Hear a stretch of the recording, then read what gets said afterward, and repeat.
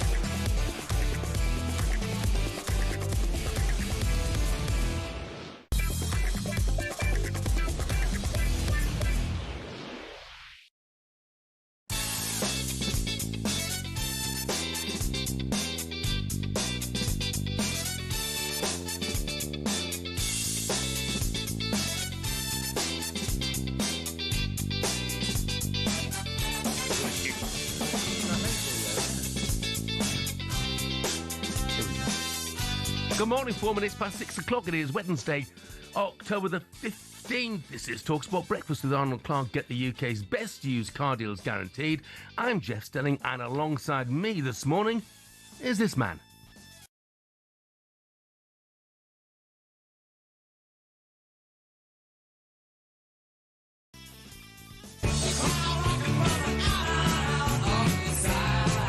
Jamie O'Hara facing Foster. Oh, he saved it! Well, tremendous stop. What a great save that was. I actually see Ben Foster the other day and he started laughing when he saw me. I saw another stat as well. I'm like the joint highest penalty saver in the Premier League as well, which again is mad. Referee Kevin Friend blows his whistle, upsets Aubameyang. Foster makes the save, diving to his right-hand side. Headed down by Wesley, and that's a brilliant save by Ben Foster from point-blank range. Somehow, Foster denies Wesley the opening goal. With 1 or 2 minutes to go of extra time, Alex Ferguson brought me on for the penalties. I came on, I didn't save one penalty, and then I missed my penalty. Ben Foster trying to make a lightning fingertip save. Oh, fantastic save. He steps up now, takes it, and Foster save! Foster dives away to his right-hand side with 10 seconds left, and he saves the penalty. Quite astonishing. We needed to put a show on for him today, and we did that. It was brilliant. I hit the target. It wasn't a great pen. It was a good height for Ben Foster. Was it? When I look back, I still have nightmares. Yeah, it's a very good morning to the former Manchester United. Where else? England, Birmingham, Wrexham, Watford, of course, West Brom. Goalkeeper Ben Foster. Morning, Ben. Morning, Jeff. It's a pleasure to be here with you all. Bright and early. Everybody's got a big smile on the face. I'm loving the energy already. Yeah. How did you find the alarm call? Are you an early morning person? I appreciate the early mornings, actually. I'm quite happy with it. I like to get up early. I like the peace and quiet of it all. The thought of being up in front of, before everybody else. So driving through London this morning on my bike, nobody really about. It was lovely. It was. I tell you what, the summer months in London, you know, when you're up at 4:30, 4:45, things. That's fun. If it's a sunny day, it's fantastic because the streets are deserted, and obviously where we are now, although you can't see anymore, but you overlook the Thames, and it's a. You wasn't saying that a minute ago, was you? You were moaning about 2 years I've been doing this now. It gets you eventually. 2 years on December the 4th, not that I'm counting. Did you see the big one last night? The plucky underdogs with home advantage, but being well beaten in the end? Well beaten in the end, yeah. I was actually really. I'm not talking about Latvia and England. Who are we talking about? I'm talking about Hartlepool and Gainsborough Trinity. What was the score? God. The story is FA Cup, fourth qualifying round. For those of you who don't know, that's the final qualifying round ahead of the first round proper, which is worth 45 grand if you win the first round proper, 45 grand. So we drew at Gainsborough Trinity at the weekend, very lucky to do so as well. And for some reason, when the draw for the next round was made on Monday, Hartlepool or Gainsborough Trinity were drawn at home to Accrington Stanley. But on all of our social media channels, Hartlepool put out that the FA Cup first round would be between Hartlepool and Accrington Stanley. So a bit of karma as far as Gainsborough are concerned. Supporters are very concerned. Indeed, well played Gainsborough, by the way, thoroughly deserved their win, better than us in every department. It could have been more, let's be brutally honest about it. But the club's been sort of run to the ground, or so it would seem at the moment. Still, as the chairman told every National League side when he wrote to them, I have no connection with them anymore. So. Wow. Wow. Grim times. Anyway, we weren't the only side tonked at home last night. Latvia, England. You can't do anything more than win 5-0 away, can you? But what do we learn from a game like that? First of all, I'm really happy for the manager because I agree completely with what you say. I think it's so hard to come away from these games and look good because you're damned if you do and you're damned if you don't. You're expected to win the games as England manager. You're expected to win the games and win them convincingly and play nice football as well. And it wasn't so long ago. You think back to, I think, June it was, the Senegal game, where it looked very negative and people were asking the question already very early doors, and the first couple of qualifiers wasn't particularly brilliant, but I think what he's done is the last two international breaks, this one and the last one, I think everybody's just gone, yeah, okay, we're headed in the right direction there. And I really like the way that he just picks his own team, the team that he wants to be out there. That's the bit I like about the new manager. Yeah. I mean, my only concern, and again, you can't do anything more than go to Serbia and win 5-0 and go to Latvia and win 5-0. Have we proved anything? It's what we do in qualifying all the time. The 2022 World Cup, we battered virtually everybody. We scored 39 goals in 10 games. But when it comes to testing yourself against the best in the finals, we couldn't cut the mustard. That's my only concern. Think about even the Euros. Think back to Germany a couple of years ago, and everybody that we came up against was a much lesser opponent, and it wasn't until we really hit the sort of the first qualifying stage that we it took a little while to get going, didn't it? And I think if you can just get through those early stages, which I think we probably will be able to do, I think we've got the quality to do that anyway, but these games are so tough. But there's so many teams in the same boat as well, Jeff, where they're much better than the opposition. They just have to get the job done and hope when you arrive at the World Cup in 6-8 months' time, you're good to go just a bit more than the rest of the other teams. Yeah, I mean, when you look, and we've said this before, and I know that, the Scots and the Welsh, the Irish, they all accuse us of arrogance, but when you look at the squad, you look at the players who are not in that squad, goodness me, there's no excuses if we don't do well. The list of players that might possibly be missing out, not necessarily missing out from being selected in the squad, but missing out of a starting berth when it comes to the World Cup is quite frightening. I've got it in front of me here, and in another world, this could be the starting 11. Genuinely, the starting 11 that played last night could be completely different in 6 months' time regarding form, injuries, all that kind of stuff. So I just think now is such a perfect time for every player to set out their stall. The player on the pitch last night for me that's almost stamped his name on that team sheet is Anthony Gordon. I just thought the way that he started this season for Newcastle, the way that he played last night, pressing from the front, really positive with the ball. I think that's the kind of player Tommy Tuchel really wants to see, grabbing the ball by the horns. We'll come back to your list of players who could have been in the England team last night. Let's hear from Anthony Gordon now. He's told talkSPORT it would be a dream to play at the World Cup finals. I can't explain that in words. That's my biggest goal in life, to play a World Cup for England. It's one I've dreamed of as a kid. So just because we've been successful in the qualifiers doesn't mean anyone should be sort of sitting back, thinking of going, because that's certainly not the case. We've got to fight every single training session like we have been doing. Starts in November. I don't think he should be in the squad, Ben. Just purely on the basis of that headband. I mean, the fashion police, seriously, they've got to get a grip on him, haven't they? Look, we're going to talk about starting 11s later, and he'd probably be in my starting 11, let alone the squad. What about those then who are not in the squad that you reckon could be, should be? Well, even into the last international break, Noni Madueke was absolutely ripping it up for England. I know he's got a bit of a knock, but Bukayo Saka's come back into the team now, and it looks like that's probably going to be his position. But then you look in that sort of number 8 position, where or even the number 10 position, and Morgan Rogers was in it last night. But the amount of talent we've got, Jeff, honestly, I was looking through it last night, and I kept writing them down in my notes. I'm thinking, and there's another one there, and you can just keep going. So Cole Palmer, Phil Foden, Marcus Rashford, Eze, Rodgers, Morgan Gibbs-White, Adam Wharton, Jack Grealish up there. And I just think, you can't fit them all into the team. You can't. I'd forgotten all about Eberechi Eze, and then he came on and scored, Came on and scored, and that's all you can do as well. But I think when you get that chance, like the game last night, like the game against Wales, when you get that chance and you get a chance to impress, you've got to attack it, and you've got to do all you can. So Anthony Gordon, for example, last night led the line from the front, really did, shutting down everybody, harrying everybody, pressing, setting the press as well.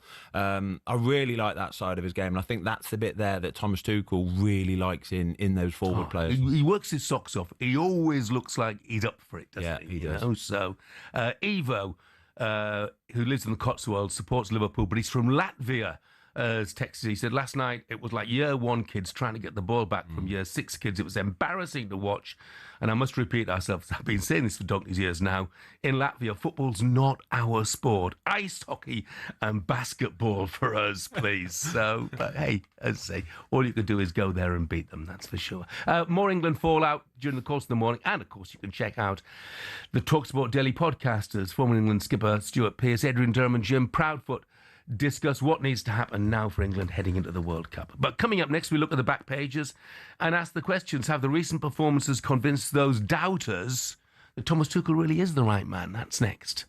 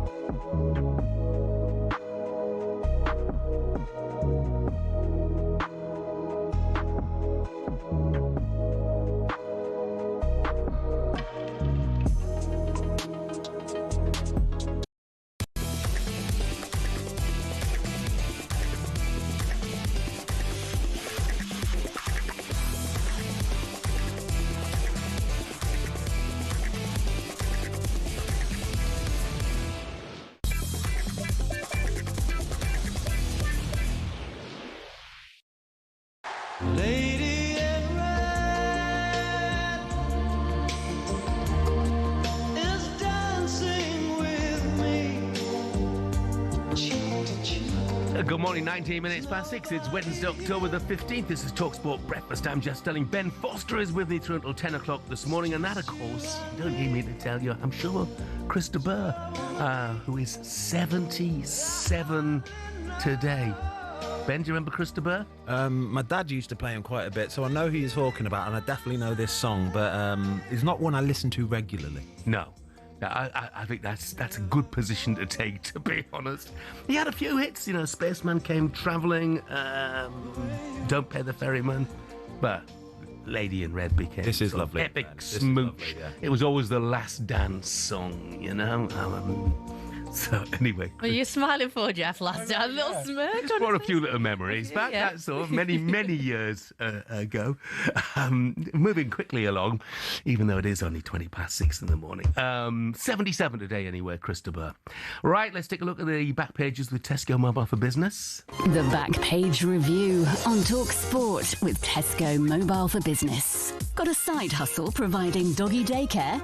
Take the lead with business phone bills for up to 40% less than the big three networks. For verification, see tescomobile.com/business. And as you'll gather by that voice that came in a moment or two ago, Sam is back with us. Hi, Sam. Morning. You both okay? Yeah, good. Lovely, thanks. thank you. Yeah, good. It's a Wednesday morning. I mean, I'm surprised to find myself here, but, McCoyster's away in the sun. So. There's worse all right, places isn't he? to be, isn't there? There's worse places. Yeah, absolutely. Once you scramble out of that bed, it's the best place to be. Should we have a look at the back pages? Yeah, let me guess. Yeah, dominated by England's win last night against Latvia after they secured a World Cup qualification. Headlines like Job Done, American Dream and Stars and Swipes. The last one, of course, in regard to the fans. Making it clear to Tuchel after saying the fans weren't loud enough back in Wembley. Question is, though, are the fans a fan of him yet? And also, do you think the squad are buying into him as well? I mean, you can't argue 6 games, 18 goals, 6 clean sheets. I mean, the qualification process couldn't have gone any better. So let's start with the team. At this point, if you're a player, you've got to be happy with Tuchel being in charge, being your boss. Well, you are. Or most of them, you anyway. are if you're Elliot Anderson, but you're not your Jude Bellingham, I would guess. Yeah, probably. There's going to be ones that are missing out, but I quite like the way that he makes them miss out. He's happy to just pick his team. It doesn't seem to me the guy that panders to any kind of media pressure whatsoever. He's got a clear plan in his head of what he wants to do, and he's sticking to it. If you're the England defence or England goalkeeper as well, you're very happy at this moment in time because Jordan Pickford has not let a goal in yet in this calendar year, which is just phenomenal. What an achievement. Yeah, I think also as well, from a fan's point of view, it feels like Tuchel is no nonsense. He's straight up. And although Bellingham, the likes of him, may not like his approach, at least he knows where they stand. He's made it very clear it's about hard work, proving yourself. So from a fan's point of view then, in that respect, Jeff, are you a fan of him? Do you like his approach? Look, well, I think his approach is born out of the fact that he's only under contract until the World Cup. Doesn't matter what he says, doesn't matter who he offends, because once the World Cup is done, won or otherwise, that's it. Is that what England need, though? I think that's none a of the good soft. thing. I think it's a good thing. Yeah, I agree. I mean, I think the things that he was saying this week about Marcus Rashford, don't have any regrets, and basically saying, pull your finger out, pal, and things. That's great, and he does it very public, so it's sort of public motivation, if you like, for the players. I don't think there's anything wrong with that at all. I'm just sceptical when we spout the stats about the number of clean sheets, the number of goals we scored in 2022 qualification. We scored 39 goals in 10 games. We went to places like Hungary and won 4-0. But it meant diddly squat when it came to the finals.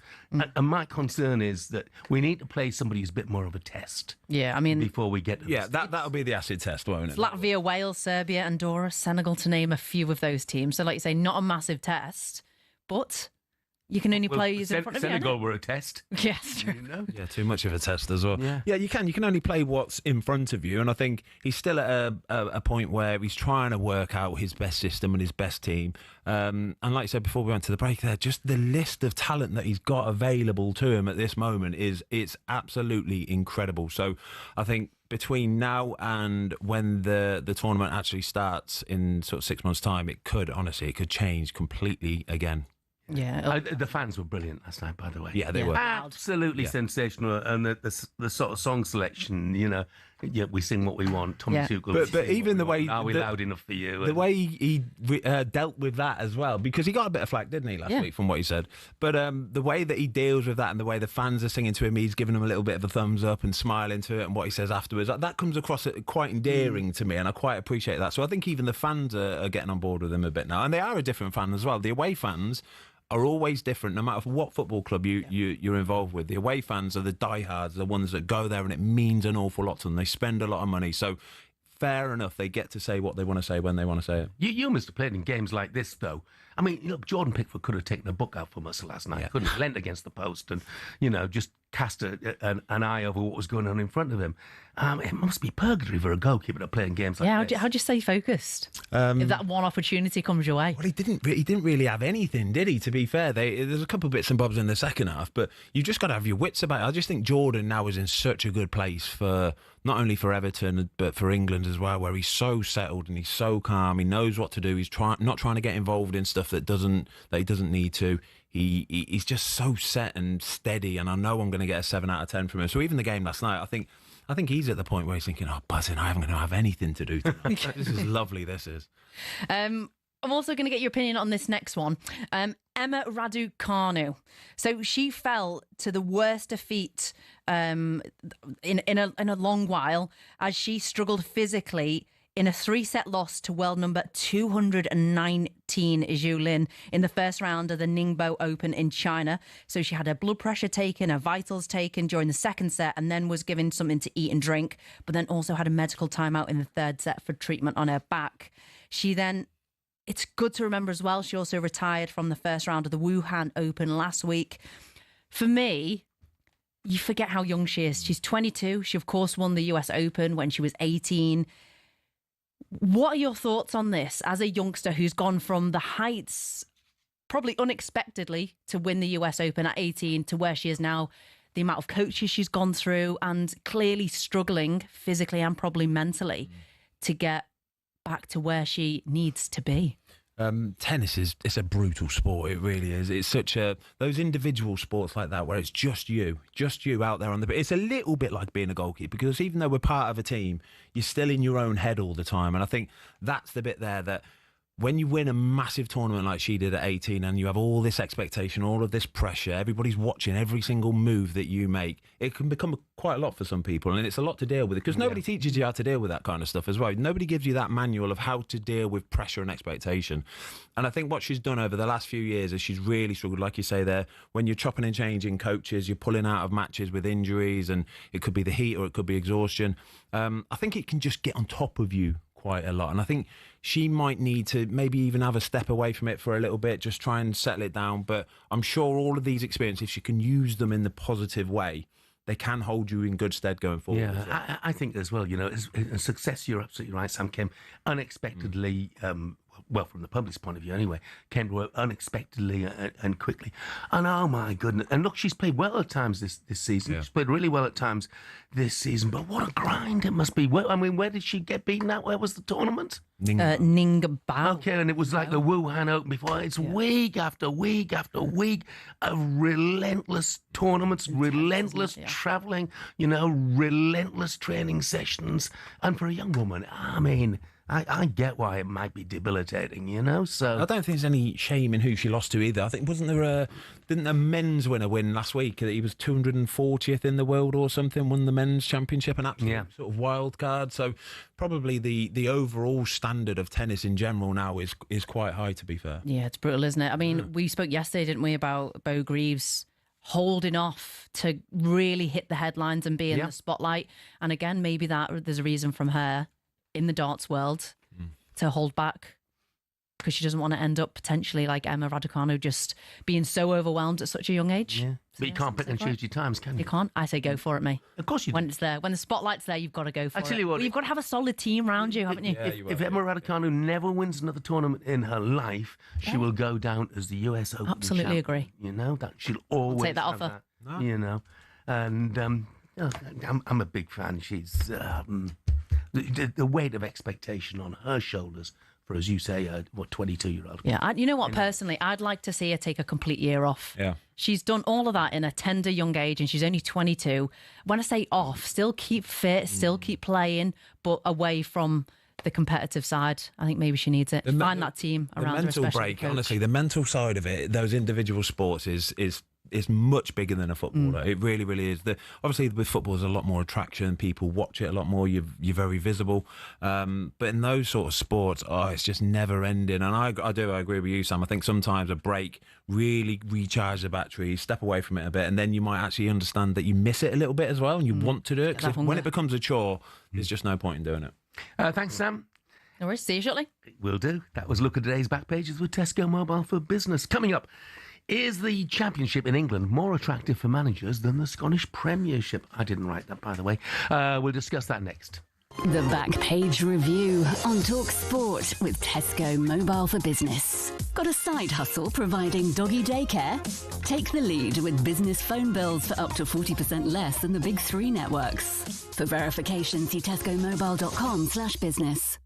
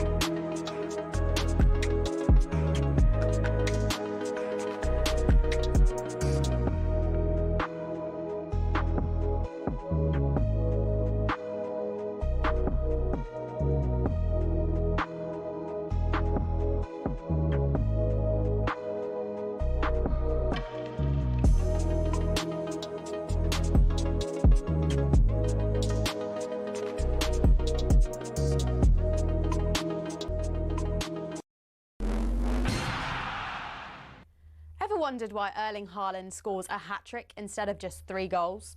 Why Darwin Núñez is said to have missed a sitter rather than just missing an easy shot? Or why on earth defenders are said to park the bus? Let's break down some of our favourite football cliches. First, let's talk hat-tricks. The term comes from cricket.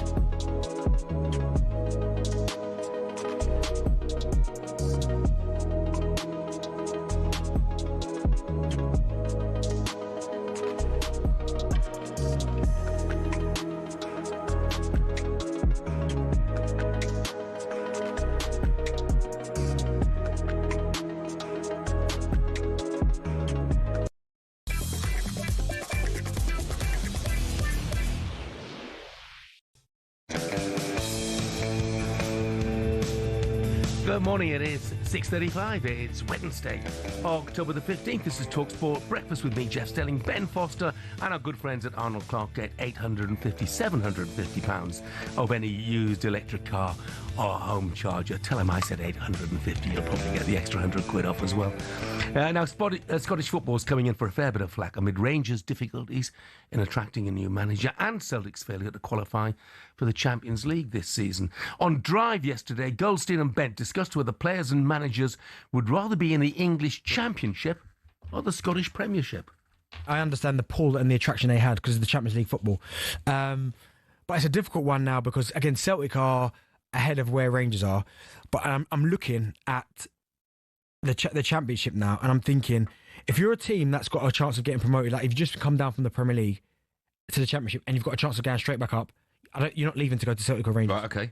What about if your club that's not... Let's say, I mentioned Frank Lampard there. Right, Coventry. Right. I don't think there's any way he'd leave Coventry to go... Oh, no. No, see, I don't think... I think if you're a big side in the Championship, I don't think you leave right this second to go to Rangers. Not now. Because if that was the case, they would have got a manager already. Yeah, and I get that, Ben, but, you know, with Rangers and Celtic comes the opportunity of winning something, you know, of being in Europe. I mean, it may not be the Champions League this season, but nevertheless, in Europe. And they're massive clubs. Massive clubs. I agree with Benty. I think he's got it spot on. It's changed so much as well. You think back even sort of 10, 15 years and Rangers and Celtic, it is completely different now. They were a force. They were a force. They've always been a force. But with the way that the money is upped in not only the Premier League, but then that's filtered down through the leagues into the EFL, the Championship, League One. I just think there's players in the Championship genuinely earning 40, 50, 60,000 pounds a week. And Celtic and Rangers can't compete with that. And at the end of the day, everybody knows that it's a short career and they need to make as much money as they can. So there's going to be very few players who are going to be willing to want to do it just to try and experience that European football. And I know it's pretty much guaranteed every year that it's going to be Celtic or Rangers in the qualifying stages for the Champions League. They both obviously missed out this season, but still, I just think a lot of players now are looking at the wages available when it comes to moving up to Celtic or Rangers, and it's probably a safer bet to stay down in England somewhere. I mean, look, there's pressure on managers in the Championship, of course there is, but managers of one of the old firm, as Russell Martin found out, you know, you're either first or you're last to all intents and purposes. Yeah, it's brutal up there, and Rangers are so far behind at this moment in time as well. I think they're 8th, aren't they, in the SPL at the moment. They're so far behind Celtic. I was actually up there last week, actually. I was playing Loch Lomond Tuesday, Wednesday. Beautiful it was, by the way. Beautiful, Jeff. And as soon as I got to the front door, they sort of opened my car, took my golf clubs off me, and they were all big Rangers fans, and they were straight away picking my brain about what's going on and how it's come to this. And it's a shame, really, because we're so used to seeing that battle, aren't we? We're so used to seeing that really competitive. I know Hearts are doing fantastic at the moment in the Scottish League as well, but we're so used to seeing that big two. And like you say, even second isn't enough. Even second isn't enough if you're Rangers or Celtic. So to be where they are, it's understandable that the managers just had to be fired as well. So we watch this space as far as Rangers are concerned. Still no news of their new manager. Let's move on. The Republic kept their hopes of qualifying for the World Cup alive with a 1-0 win over Armenia at the Aviva last night. Evan Ferguson scored the only goal of the game in the 70th minute. So they're a couple of points behind Hungary. Portugal lead the way in that group, of course. Is there any optimism in the Irish ranks. Let's find out by bringing in another goalkeeper, the ex-Republic of Ireland and Millwall goalkeeper, David Ford, who was at the Euros in 2016. David, good morning. Good morning, Jeff. Good morning, Ben. Morning. Look, David, I mean, it's an understatement to say that was a must-win, wasn't it? Yeah, it was a big result last night. It basically held up a bit of a mirror, to be honest. And it was so needed on so many levels. It was a great performance versus Portugal, but going back to the previous, and this qualifier has kind of faltered a little, but we've got a chance of qualifying. It's a horrendous line, David. Look, we'll persevere for a moment or two.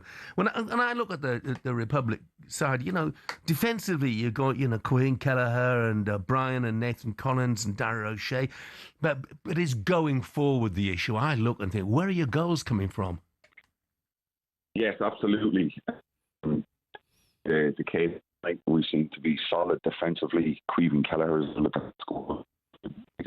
Nathan Collins. Dave, we're going to try and get you back because it's we're hearing one word in every three at the moment. But no, I mean, they've beaten Armenia, which might not sound any great achievement, but bearing in mind they've lost to Armenia already in qualifying. I think after losing to Portugal the way they did last week as well, that was gutting. It's very gutting, but it's a big win for them. There's I think they've only got the 4 teams in that league, haven't they? So only 6 games needed to be played. But they have. I agree with you. They've got some good players, but it's just putting the ball in the back of the net. They've got big Evan Ferguson up front.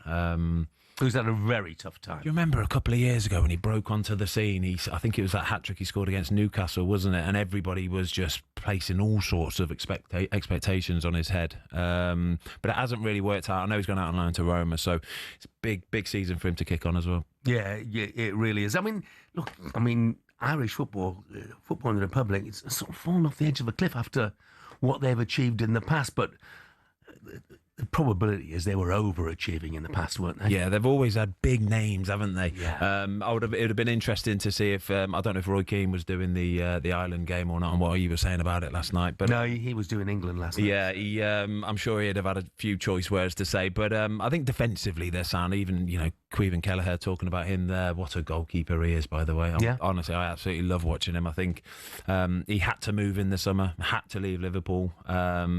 And I was actually surprised that it was, don't get me wrong, Brentford are a fantastic team, but I think there were a lot of big teams that could have been in for him as well, because he's a real top goalkeeper. Yeah, a real top goalkeeper. A lot of people were surprised when he left Liverpool, that's for sure.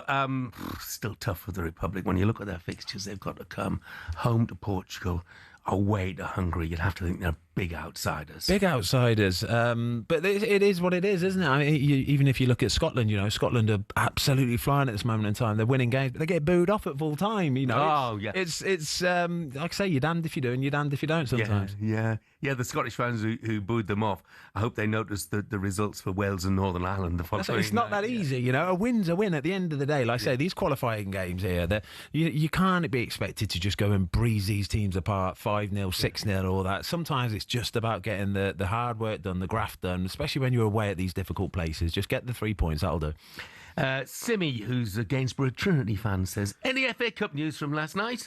Unbelievable, Jeff. Well, there is FA Cup news from last night, and of course, you will remember we spoke to Jimmy Ball yesterday. He's Alan Ball's son. He's also the manager of AFC Tottenham, who they missed a 97th-minute penalty in the first game. It meant they had an 8-hour round trip to Truro last night.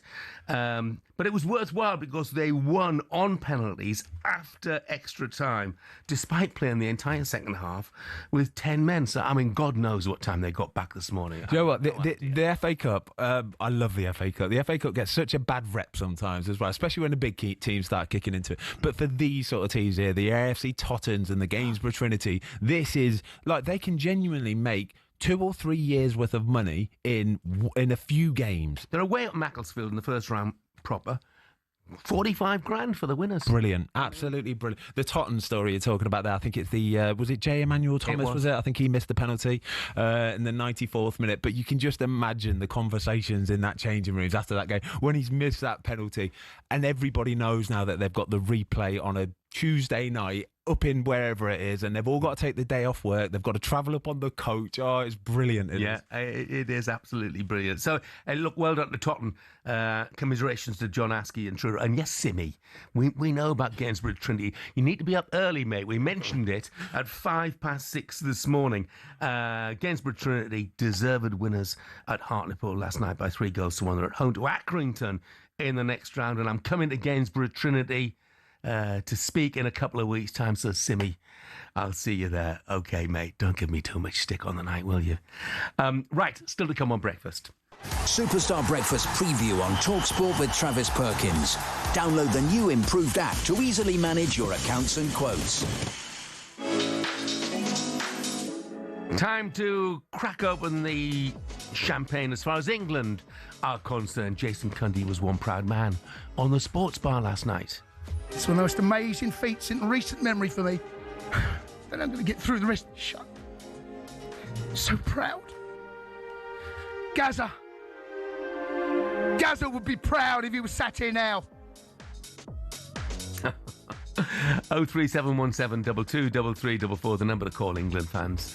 Has the qualification process proved to you that Thomas Tuchel is the right man? Are there still doubters out there? How confident are you feeling ahead of the World Cup? And that was a look ahead with Travis Perkins. Superstar Breakfast preview on talkSPORT with Travis Perkins. Get free next day track delivery. Head to travisperkins.co.uk or download the app.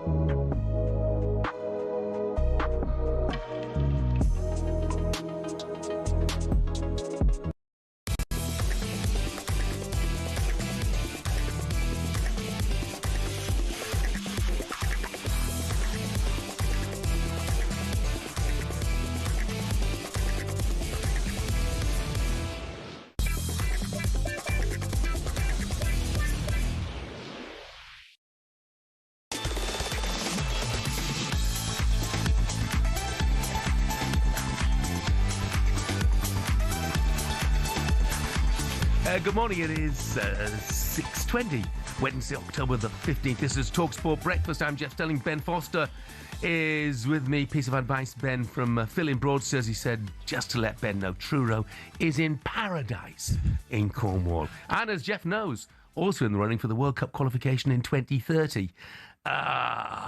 Was it? It's almost 64 teams, aren't they? Oh, gosh, it's too much football, isn't it? Way too much. But there were some great stories this week, though. Cape Verde qualifying. That was fantastic. And the Faroe Islands, still with a minuscule chance of qualifying. But what a tale that would be. All right, let's take a look at today's top headlines, thanks to Movember. Get ready with Movember on talkSPORT, for the stars is calling. Grow and mow, raise funds, save lives. Sign up now at Movember.com. England booked their spot at next summer's World Cup, of course, with that 5-0 win over Latvia. Rangers continuing discussions with managerial candidates. Kevin Muscat is the latest name being touted to take over from Russell Martin. And former Chelsea and West Ham manager Graham Potter has expressed his interest in becoming Sweden's next head coach. John Dahl Tomasson sacked this week after that home defeat against Kosovo. Swedish football expert Oliver Lund told H&J he would be the perfect fit. Be interesting, and also you have to, even though the Swedish Federation doesn't pay that well, he's made a couple of sacks of money from payoffs from Chelsea and West Ham. So he doesn't need the money, but he needs a job, and maybe a short-term job where if he could make a mark with Sweden, suddenly he would be his stock would be worth more. Yeah, we were talking in tennis terms about taking a year out. Going to be manager of Sweden is not taking a year out, of course, for Graham Potter. But it might be a good time, mightn't it, for him to step out of the spotlight in this country? Yeah, a little bit of out of sight, out of mind. I don't know why you'd ever want to get into management, Jeff. Honestly, I couldn't think of anything worse. Were you never tempted? Never tempted. Never, ever, ever. It's the way it is nowadays. You've never, ever more than 3 or 4 defeats in a row away from getting the sack. And I just think you can't really settle into a job if you're always worrying that if you lose those games. So I think for Graham, like your guy just said there, he's probably made a good bit of money in the last few years from his payoff. So maybe a good opportunity to just sort of, like I say, out of sight, out of mind, go and really do something with a really talented Sweden squad as well. I think they're definitely underperforming. So if you can get them firing and by some miracle get them qualified for the World Cup, it can make a name for himself. Well, and that's interesting because Thomas Tuchel's made a big thing about this team ethic, and it's not all about the big individual stars, and maybe Sweden are sort of living proof of that. Alexander Isak and Gyökeres both started in the game against Kosovo. Anthony Elanga came on at half-time, and yet they still lost at home. The best players don't necessarily make the best team, and it's a fact. You've got to get systems going, you've got to get it working, and like they've got big money players, Alexander Isak and Gyökeres and Kulusevski, but for some reason it's just not firing for them. And you go back to Tuchel and his reasons for dropping Bellingham, but he's the one on the inside. He's the one that sees how the players gel and how they communicate and how they all work for each other. And I think he's probably the best placed to pick the players who are going to be able to do that. Graham Potter potentially then on his way to Sweden. And that was our look at today's top headlines, thanks to Movember. Sign up at Movember.com. Get ready with Movember on talkSPORT. Grow the stars, raise funds, save lives, and change the face of men's health. Sign up now at Movember.com. I think the two brave guys are Park and Carrick here, because you think he might smash it there. He smashed it into the back of the net. It gets even better for Cristiano Ronaldo. Cristiano Ronaldo scoring a fantastic free kick against Portsmouth. That was back in 2008, and he's still doing it now. Sam's back with us for more. Yeah, still scoring, still breaking records. No more so than last night. Ronaldo scored twice, but Portugal could only draw with Hungary to miss a chance to qualify for the 2026 World Cup. And the record is for Ronaldo. He scored 41 goals now in World Cup qualifying, the most out of anyone ever. I mean, Ben, first of all, it's amazing how he can still maintain this level of football, fitness, physicality. I mean, I've got to ask you firsthand, because you played with him at United. Was he always that on it? because obviously you have to be when you get older to maintain your career and stay injury-free as such. Was he like that when he was younger, as obsessive? Always on it. Absolutely always on it. First one in, last one to leave. And I know that's so cliche and you hear everybody say it. Oh my God, he's so professional. But he genuinely was. He was that guy. Always in early doors. You'd get that, even I would get there sometimes earlier. He's already been there. He's already had all his rubs, his massages. He's in the gym activating. He's doing all his rehab work.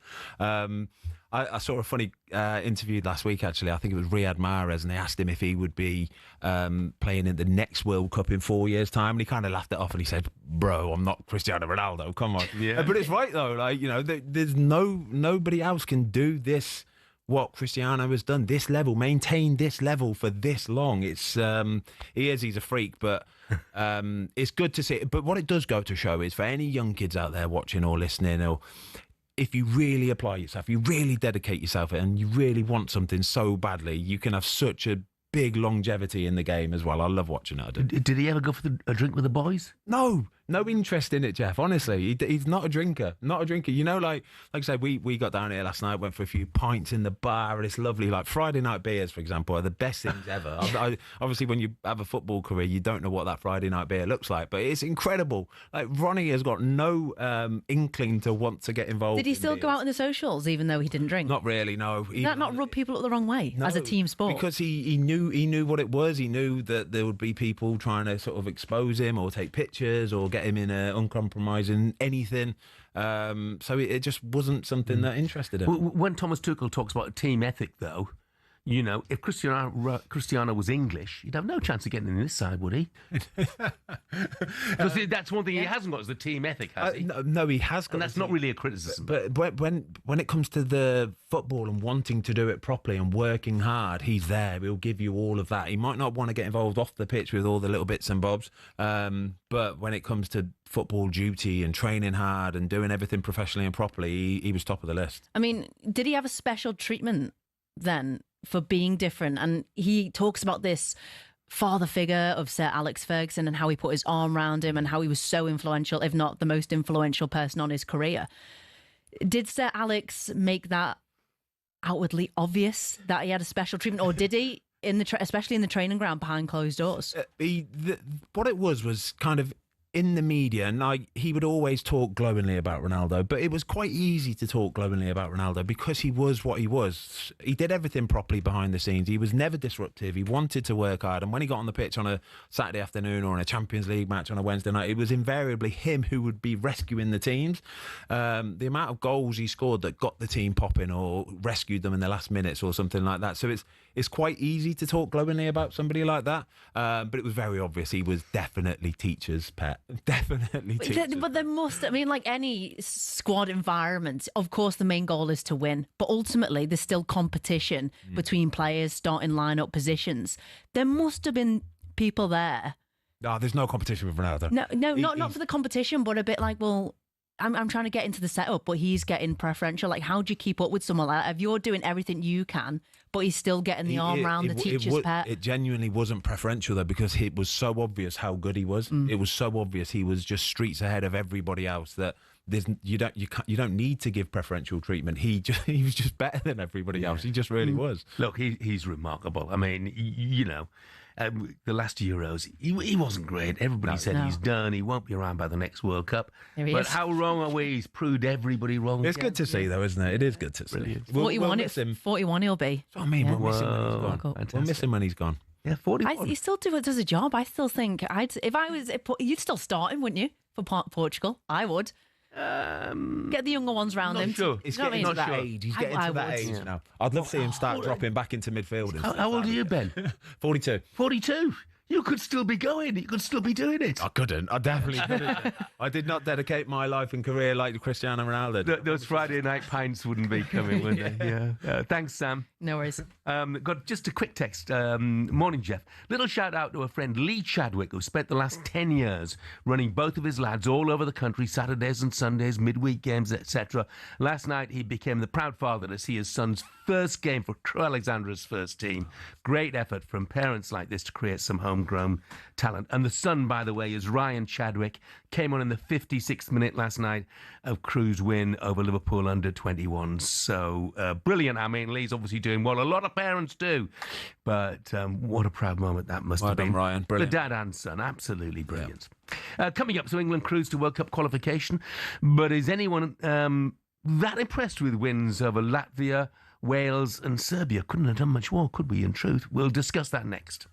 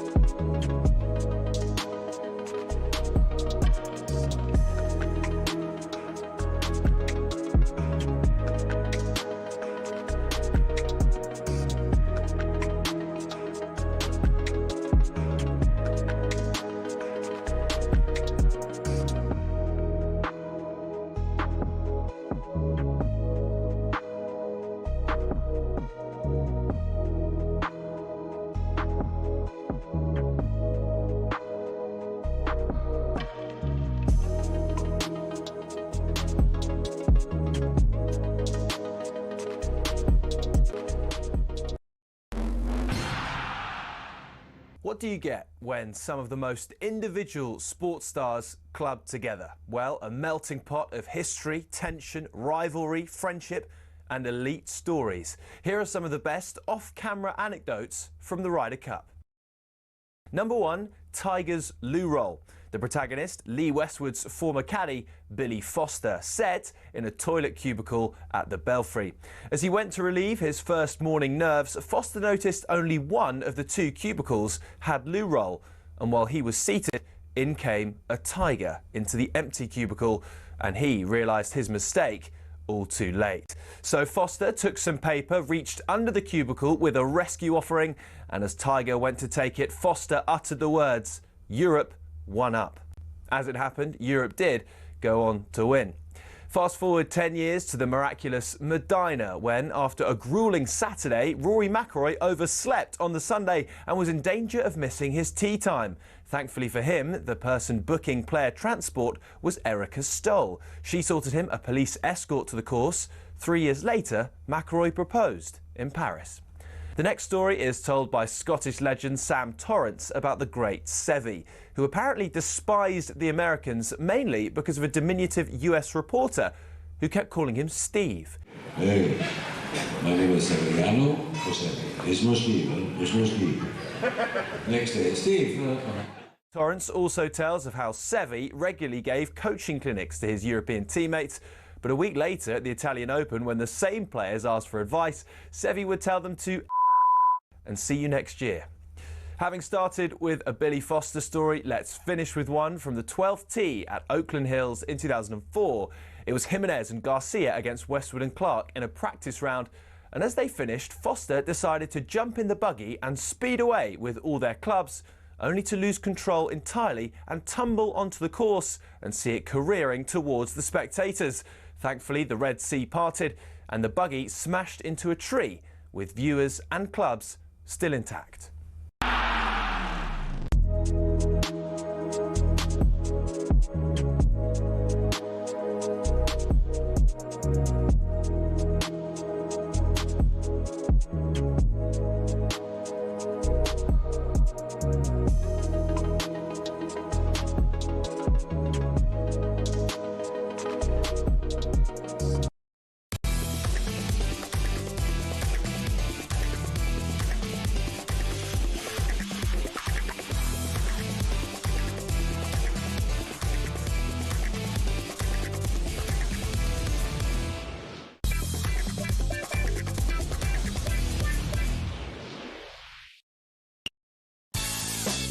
Morning, 6 minutes past 7, Wednesday, October the 15th. This is talkSPORT Breakfast with me, Jeff Stelling, Ben Foster and Arnold Clark. Get the UK's best used car deals guaranteed. On the way for you this morning, we're diving into the EFL with the manager from each of the Championship and League One, Preston's Paul Heckingbottom and Plymouth's Tom Cleverley. And we'll be asking Ben if Manchester United have finally found their number one. Quick text from James from Nottingham. Morning, Jeff. Love the show. It'd be great if you could phrase that question, we're talking England here, with a positive spin on it as opposed to a negative spin. I'm currently enjoying watching England play for the first time in years. The team is all flow and no ego. It's a joy to watch. You can only beat what's put in front of you. Why try and spin that as a negative? James, I'm absolutely with you. I don't see how you can view anything that's happened so far under Thomas Tuchel in World Cup qualifying terms as a negative. You just can't. And why would you want to at the moment? Look, you know, things might not turn out brilliantly in the World Cup. Well, they might. But at the moment, let's face, he hasn't put a foot wrong, has he really, Ben? He's doing all he can do. Scoring lots of goals, not conceding any. But I think what everybody is appreciating is the work rate of the team. I think that first and foremost, working hard makes you luckier and gets you into games and gives you opportunities. And if we can do that against the smaller teams and set that in motion, then when we do come up against the big teams with a bit more technical ability, then we can start to rely on that more. But for now, we're doing all we can do. So it was never in doubt, was it? England have qualified for the World Cup. The end of another England World Cup campaign. Beaten quarter-finalists. It has a familiar ring to I it. think this group needs a world-class coach. We've got one of the best groups we've ever had, if not the best, and we need a top manager. Thomas Tuchel has, in the last few minutes, been officially confirmed as the new England's men's head coach. His job is to win the World Cup, to go one step further than Gareth Southgate.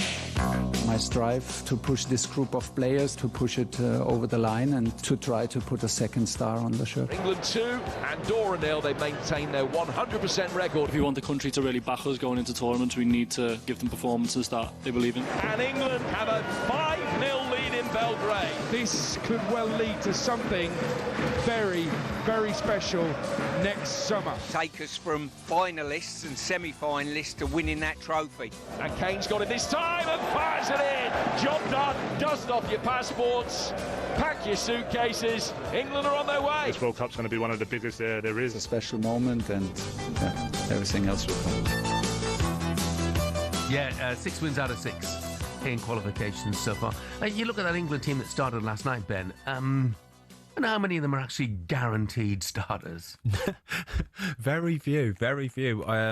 Probably 4 or 5, maybe. 4 or 5, maybe. We're just watching some of the clips of Harry Kane there, and I don't know why, but for the last couple of years, it's almost like we've been trying to retire him off, and I just don't get it, because I think this season especially, he's shown that he's still one of the... We're talking, there's probably 3 world-class strikers in the world at this moment in time. 3 world-class. And it's Harry Kane, and it's probably Erling Haaland, and it's probably Mbappe. And you can't just replace a world-class talent, you know. You really can't. You see what's happened to Spurs since he left. You just can't replace that kind of talent. And I think this season as well, for Bayern... He's really found, and don't get me wrong, he's made a career of doing this, but now it's like he's fully focused on just staying as a striker, not dropping deep. If you watch the Euros a couple of years ago in Germany, he was dropping too deep for me. He was getting involved in too much. Just stay up there. When the ball comes to you, come alive. And that's what he's doing now. And the goal he scored last night, honestly, it's a thing of beauty. First of all, it's on his left pegger, right? His left pegger. And to get that much power on a left pegger when it's your weaker foot, first of all, is phenomenal. To get it into the corner again, brilliant. But it's the way that he scores a goal. He picks the ball up and he gives this real kind of look to the defenders of... He lulls them into a sense of almost security where they think, well, he's not even interested in shooting. He's not. He's running away from goal. He's running across the 18-yard. But then out of nowhere, he gives them this quick look, drops the shoulder and bang, it's in the corner before you know it. He's ruthless, he is. No, look, I mean, we were saying yesterday, I don't think he'll be around just for the World Cup in the States. I think he'll be around in 2030 as well. I hope so. Look, let's get some more reaction out in Latvia with talkSPORT's England correspondent Faye Carruthers. Morning, Faye. Morning, Jeff. Morning, Ben. Nice to see you. Morning, Faye. Hey, Faye, how happy was Thomas Tuchel after that performance? Very, absolutely delighted. Said he was a little bit relieved as well to seal the qualification. A few nerves before kick-off, he said, which is to be expected, really, because of the expectations on this England side. But it's been such a controlled and impressive qualification campaign that we've seen really escalate towards the end with the last couple of games in particular, that 5-0 win over Serbia and now the 5-0 win over Latvia. So no goals conceded, plenty of goals scored as well, happy days, and now they can really look in the November camp to start to tweak things, maybe experiment a little bit more, knowing that they're definitely on the plane out to North America. Do you sense, obviously, you know, we talk about it in the studio, Thomas Tuchel talks about it as well. We talk about, you know, team being more important than talent. You're in and around the squad. Do you get the impression that that's something that everybody is buying into? Yeah, without a doubt. They keep using this phrase, we're building something. Harry Kane said it to me last night post-match as well, that they want to continue building what they've started. September felt like that turning point, really, that they were able to do that. You know, the June camp is always a difficult camp anyway, but that 3-1 defeat to Senegal, it almost feels as if they needed that just to have a bit of a reset come the autumn internationals and start building into the World Cup. But it was interesting that Thomas Tuchel said to me last night when I asked him whether or not, you know, this is the kind of all, I think he's brought in about 5 new players and handed debuts to 5 new players, but he's also brought in a number of players who were effectively out in the cold for England. So I asked him whether or not November was going to be a chance to bring other players in, or whether he's happy with what he's had. And what he said was he didn't really want to upset the balance of what they're building at the moment, which I think is really important. But equally, he's keen to make sure that everyone knows the door is still open to potentially either return or get your first call up if your form's good enough. Yeah, Faye, do you think he'll try and experiment a little bit in the next international break, or do you think? Because in my head, I think the Senegal game kind of scared him a little bit. I think it scared him to the point where he saw how negative the reaction from the media was towards him and towards the team. So now he's almost settled on a team that he knows will get results. It's to me, it seems like he just wants this goodwill going all the way up until the World Cup. Yeah, he definitely is putting the team first. He said that, you know, a year ago when I first interviewed him, and as I just said, you know, he very much, you know, will still experiment if he needs to, but he wants to continue this team spirit that the team have started building. That's exactly what he's trying to do, and he doesn't want to upset that balance too much. So yes, in terms of experimenting, maybe in terms of different formations. You know, I asked him last night whether or not, you know, what has been the kind of identity that he's brought to this England side over the last few games is this high-pressing, intense kind of play. Well, they're not going to be able to replicate that out in North America because the conditions are going to be so hot and humid that there's no way they're going to be able to play the way they did against Latvia last night, which was really impressive in terms of the press. So they're going to have to adapt adapt to that a little bit. And the thing that ever so slightly worries me, and I definitely don't want to be being negative after qualification was sealed last night, but they're really going to have to ramp up that hot weather training.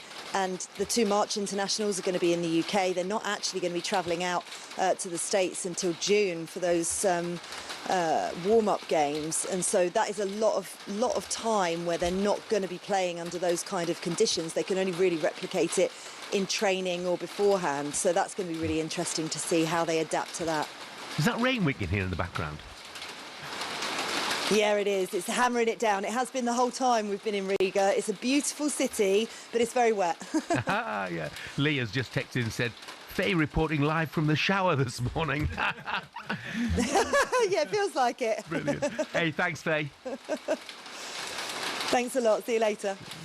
Tell you what, we'll discuss it a bit later on. If he does intend to, not upset the team ethic, and that, well, that's really worrying news if you're Jack Grealish or Alexander-Arnold or Jude Bellingham or Cole Palmer.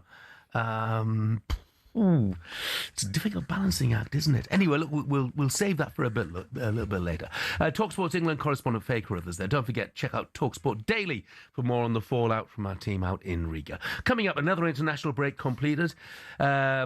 So many, another international break completed, which many will be happy about. Oh, I see. We're happy that the international break is over. Back to the Premier League. We'll discuss that next.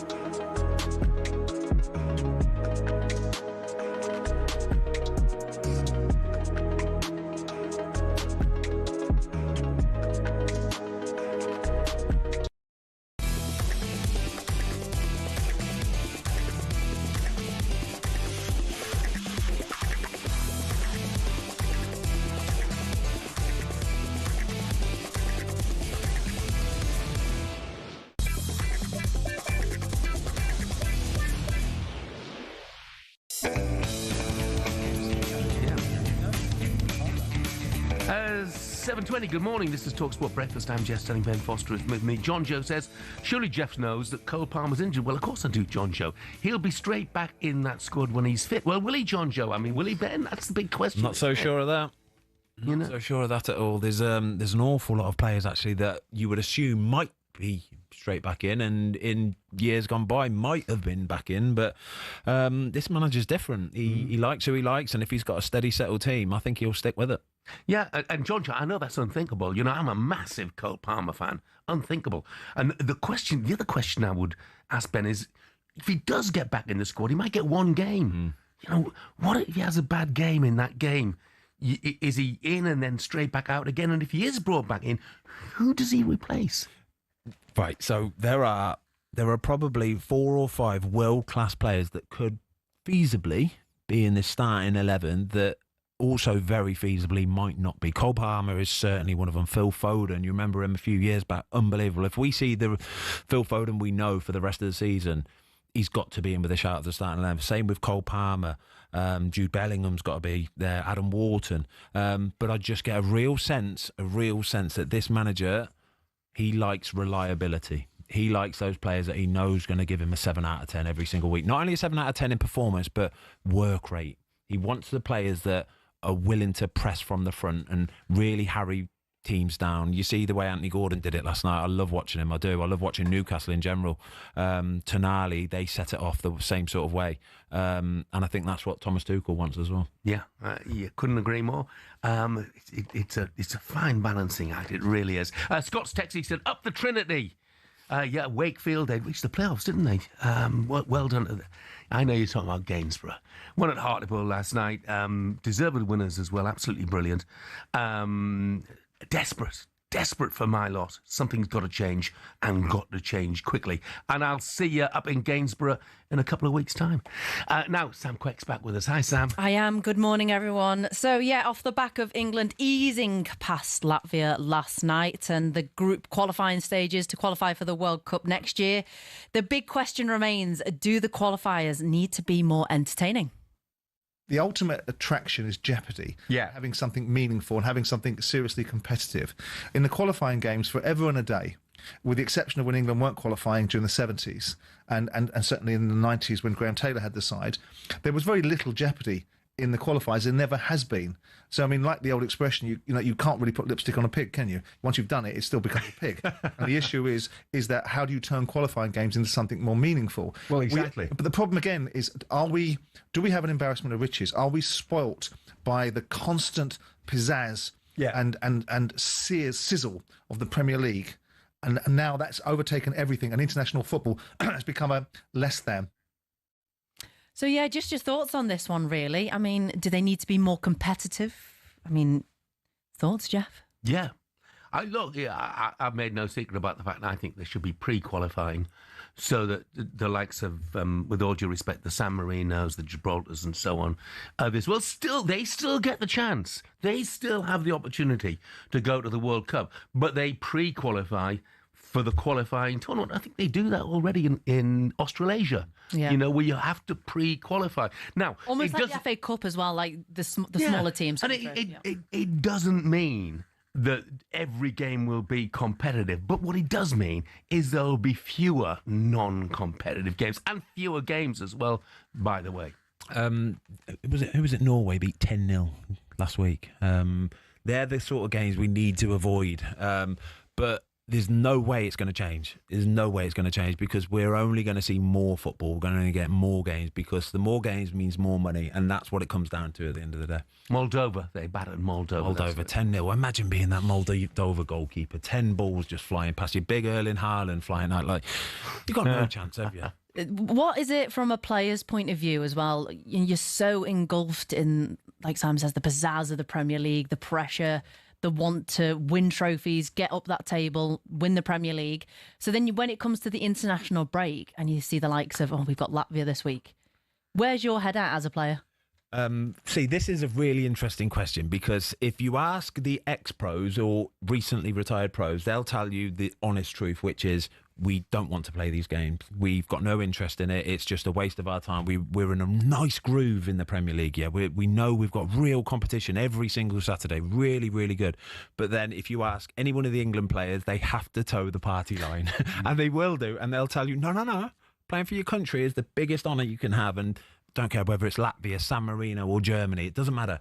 We just do it all the same. But you don't do it all the same. I promise you don't. You can't expect a £100 million player, really precocious talent, to have the same want and need and drive to do it against a San Marino away as opposed to doing it in the Premier League on a Saturday afternoon against a Man City, Liverpool, Arsenal. So where does it change? It won't. It just won't. In tournaments like Euros, when you get maybe to a semi-final, a final? This is the part when I think major tournaments is when it changes, is the pressure really hits you. But even then, some of the group stage matches aren't great. But at least what you get is everybody works so hard. Because even like the Panamas, for example, England in the Euros, it was a tough battle to get out of the group, just because every team you come up against, this is their World Cup final. You're playing England for one, but two, you're at the finals, yeah? You're actually at the finals, so they work so much harder, and it's harder to beat teams, it is. So when you do get to the major tournaments, it does change a little bit. So is the issue the international break? Yeah, I don't like the international break. I don't think many people do. Jeff's next to me shaking his head. Who does? No, I can't bear the international break. They're going to be changed, aren't they? International breaks. Yeah, going to be 3 weekers now, aren't they? 3 weekers instead, So, which I what know, are we going to talk about? But it means that the good thing is it means there are fewer of them. Yes. So longer but less. Yeah, I think that is probably a good thing. But like a 3-weeker without the Premier League just sounds miserable to me. I've never enjoyed football as much as what I do right now, honestly. Even when I was playing, I used to, don't get me wrong, you'd keep an eye out for it, but you're always wanting basically teams around you to lose. That's all you're looking out for. But now I get to watch it as an actual fan, and I get to do my fancy Premier League on a Friday, making sure I get it ready for the Saturday. I just love the Ben, League One, League Two, National without League. doubt. They don't have the break. You can go to them instead. Yeah, you're true. Like, we're blessed in this country. The whole football pyramid is absolutely fantastic. We've got a couple of local teams to us: Racing Club Warwick, Leamington. Pop down there and see them as well. Can I ask a question though? What if player bonuses for England were ramped up a little bit? If you would that add the excitement? Oh, okay, I've got the opportunity, but I suppose the wages that Premier League footballers are on, it may make a dent. Yeah. What do you mean? Like, at what point? Because is it because the Premier League is just so well backed, so well known, the best league in the world, that it has become the priority over international? Because I'm guessing, what, 80s? Even before that, international. Where is the priority? Was it different to club football to international football? Where did it change? When did it change? Yeah, I mean, the money's changed. But also, in the 80s, we didn't have games of England against Latvia. I don't know when Latvia became a nation, but there are so many more nations these days. And consequently, there are so many more meaningless qualifying games. It wasn't like that in the 80s. If you look back at the Euros in, I don't know, 1984, I think there were eight teams. Yeah, 8 teams. But it's still like wearing the badge on your chest. Yeah, but you wear the badge on the chest because you knew every single game was a massive game. Yeah, but I played against the likes of Poland and beat them 13-0. I still went in for a tackle just as hard as I would as a German attacker. I mean, for me, I just think there's nothing bigger than playing for you. I love it. I do, Sam. I do. I absolutely love this conversation. It's so interesting because there's so many things at play. I tell you what, and if I was going to, play devil's advocate here, I would point out that I remember that Ben made himself unavailable for England at one stage. Oh, Ben! Why have we got to go down that rabbit hole? Where did that come from? Unbelievable. Right. Okay. So. But on the original topic, okay, we can talk about it. I don't mind, it's fine. But the original topic, there's so many games now, Sam, right? There's so many games. You're talking extra games in Super League this, and even when you get an international break, some teams might go on exhibitions and pre-season and post-season. There's so many more games now that you just get so mentally fatigued with it that you just need a break. Genuinely, you just need look at what Jack Grealish is doing now in the Premier League, because he's broken away from that Man City bubble where it's constant constant, Saturday, Wednesday, international. But now he gets this international break to go away. He might go to Dubai, somewhere warm, take your mind off it for a week. You'll come back to the Premier League and you're good to go. You're fresh as a daisy. But when you're constantly in the rigmarole of Saturday, Wednesday, international break, it just takes its toll. So it doesn't matter whether it's an England badge on your chest or a Man City badge, it's just another game. But why is it the international that suffer? This is it, isn't it? Yeah, I know. I think it's just a symptom of too many games in general. But going full circle back to Tuchel, like you say, he wants the players there showing up, putting 100% in. Yeah. So you get selected for the World Cup, shall we? Oh, yeah. Well, it's just going to be fascinating, isn't it? It's going to be absolutely fascinating. A bit later on, Ben's going to be giving his ideal starting 11 at the moment. And for what it's worth, which is not a great deal, I'll give you mine as well. Sam, thanks very much. Thank you. Thanks, Sam. Coming up, so Watford have another manager. I was going to say a new manager, but he's not. Javi Gracia is back in. Just how chaotic is the club to play for? We'll find out next with their former goalkeeper, Ben Foster.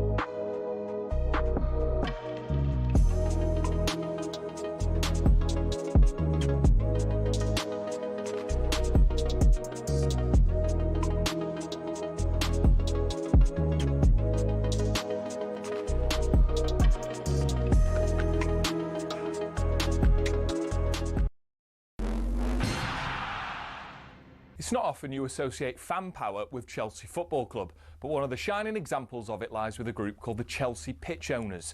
And they've proved to be the thorn in the side of owners past and present who've been dead set on moving stadiums to a larger, more lucrative piece of land.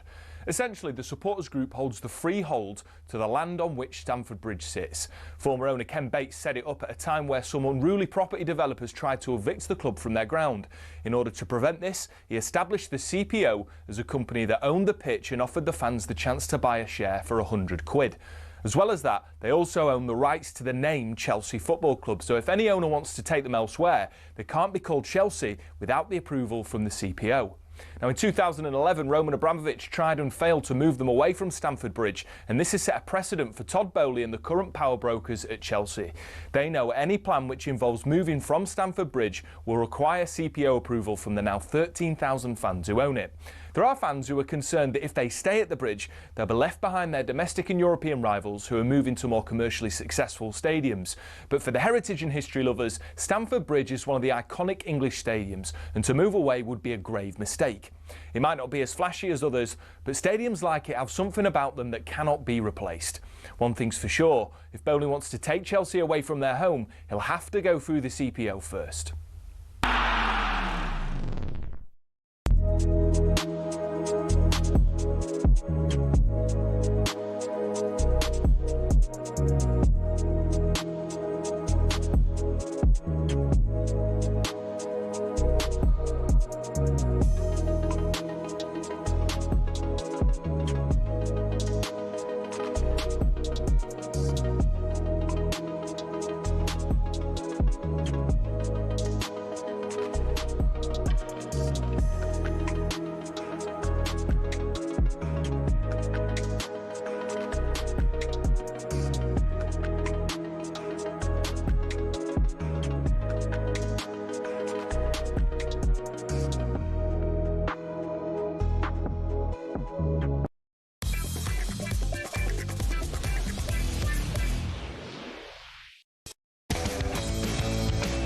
Good morning, 7:36 is the time. It's Wednesday, October the 15th. This is talkSPORT Breakfast with me, Jeff Stelling, Ben Foster, and our friends at Arnold Clark get £750 off any used electric car or home charger. Right now, we're going to have a bit of this. How can you not love the EFL when it throws up moments like this? Here's Hogg! Deeney! Oh, it's come back to Zamora! Tick off again! Say fans can't believe it. What a match. Windass! Quite simply destined to be from Team Windass. We're in London. Hey, we're in London, aren't we? Leeds can beat you 4-1. They're a fantastic team. But we had someone in the bushes that day twice this season now. No sirve para nada. I didn't know I would have such a reaction. That ghost didn't head one in on Saturday. We didn't defend properly, you great chicken nugget. We hear that Jimmy Glass, the goalkeeper, has scored for Carlisle. You just never know which twist any game is going to turn next. Must I forever? Yeah, it's time for fellas. We've got a former Watford, West Brom, Wrexham, Birmingham goalkeeper with us, so it's a bit of a Ben Foster special. Let's start with Watford, shall we, Ben? I mean, it's amazing. I was looking back. Obviously, they've just sacked another manager in Paolo Pesolano, and Javi Gracia is back. Not since A.D. Boothroyd was manager has a manager made it to 100 games. And there have been 23 managers since A.D. Boothroyd. I mean, it's amazing. It's just such a chaotic sounding club. So, Javi Gracia back. So, when I signed for Watford, it was 2018, actually. Since I signed, there have been 14 managers at Watford. So, that's, 14 in 7 years. So, they're going at about 6 months at the minute. I was listening to Simon Jordan the other day actually saying it's actually quite a successful model, the way that Watford do it. And I don't know, I disagree with that. I just think that the chopping and changing, I think they're 3 points off the playoff zone at the minute. They're 3 points away from it. 9 games into the Championship, I think you can just give it a little bit longer. You know? You've just got to get it a little bit longer. But what I will say about Javi Gracia is lovely man, really lovely man. He did pretty well first time. Fantastic, yeah, great manager, lovely man. His support team as well, the assistant manager, coaches, goalkeeper coach, fantastic people. And I think what they've tried to do is just buy into that, that history of what he did for that football club. So I've seen a few interviews that they've put out. Troy Deeney did one actually with Javi. And it evokes all those emotions of how well it went in 2018, 2019. So if they can recreate that and get back to the Premier League, that's where they want to be. What was the players' attitude, when manager after manager came and went? Did you turn up for work and all look at each other and think, what next? It's coming. Anytime's an international break. The international break, honestly, it was the perfect time for the managers to start booking in the removals companies. You knew it was coming. And it was never ever a surprise. It really wasn't. It's amazing, really, that you just learnt to roll with it. You knew that there'd be an interim period of maybe a day or so, because Watford are actually what they do is they make sure they've got the manager lined up. So they're very famous actually for announcing that they've sacked a manager, and then within half an hour or so they're putting another picture up on Instagram to say, we're welcoming the new manager in of Harry Gracia this time. So there's never too much sort of layover from it, really. You're always straight into the new manager in the next day or so. Yeah, well, they're novices when it comes to appointing new managers. I mean, Hartlepool are their 5th in a year. 5th in 12 months exactly. And, I guess what Simon's talking about is if you look at the other sides in the Championship, there are bigger clubs with bigger crowds with more money. You look at the Sheffield Uniteds and the Southamptons, the Derbys are all getting 30,000. The Middlesbroughs are getting 26,000. And then the Wrexhams and the Birminghams, awash with cash at the moment. So Watford can't compete with them. No. In a normal way, can they? Yeah, and the parachute payments have finished now as well from when they got relegated. So it's such a tough league. It is. It really is a tough league. If you look who's flying now in the Coventry top, Middlesbrough, Leicester, some big historic teams there, really. Yeah. But again, when you're competing with the newbies who have just been promoted, Birmingham, Wrexham, who've got money to spend as well. I think Wrexham are the top spenders in the Championship this season.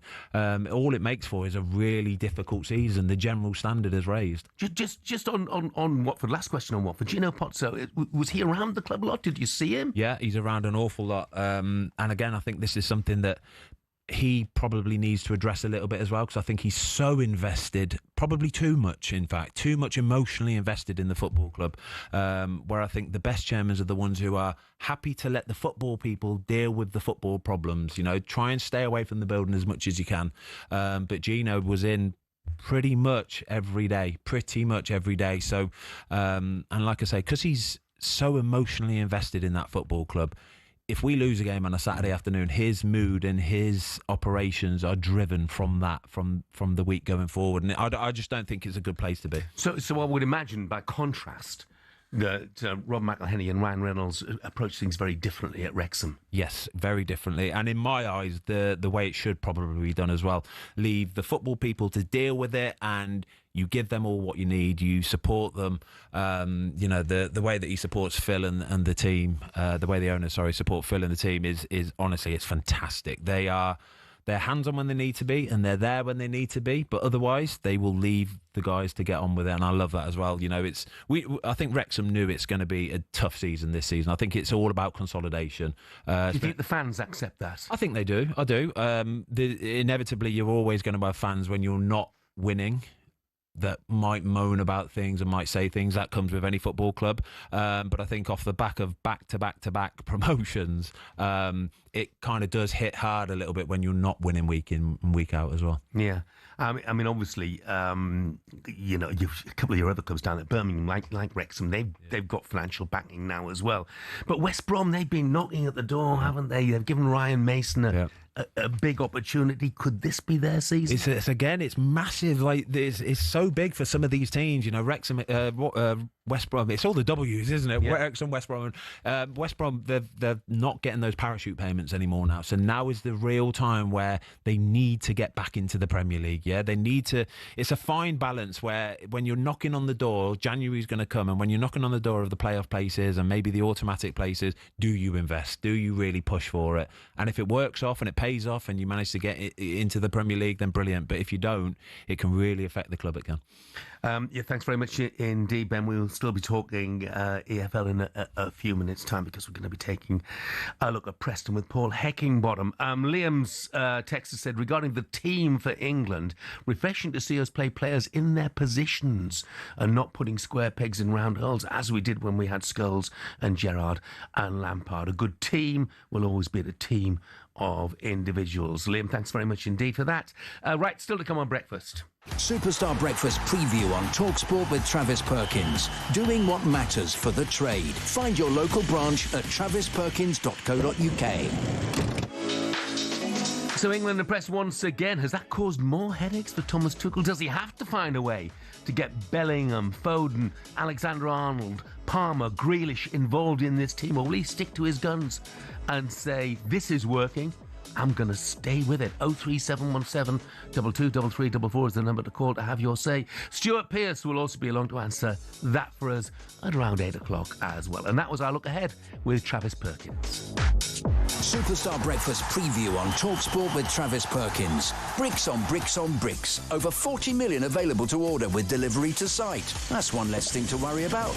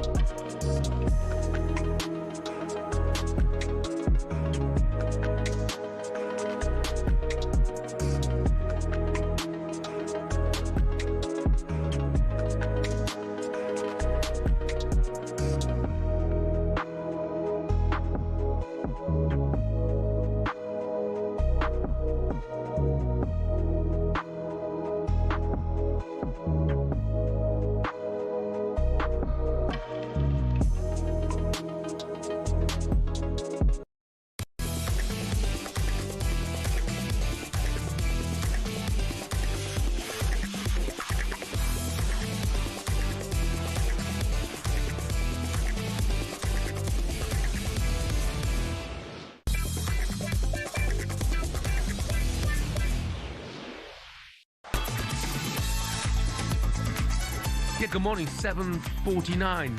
This is talkSPORT Breakfast. I'm Jeff Stelling. Ben Foster's with me. Misky who is the Gainsborough Trinity Vice Chairman, says, thanks for the shout-out for Gainsborough Trinity beating Hartlepool in the FA Cup, hoping for a TV game against Accrington Stanley. Got to have a chance, Miski, haven't you? And Andrew says, England, is it unthinkable we keep our superstars for the bench? Imagine the opposition seeing the likes of Palmer and Bellingham coming on after 70 minutes. Surely this is what we all need. Love Tuchel, by the way. He's fearless, his own man, his enthusiasm is infectious as well. Andrew, thank you very much indeed for that. Of course, you've no doubt seen the game against Latvia. I love the chants. Hope you did. It sounds like Thomas Tuchel did too.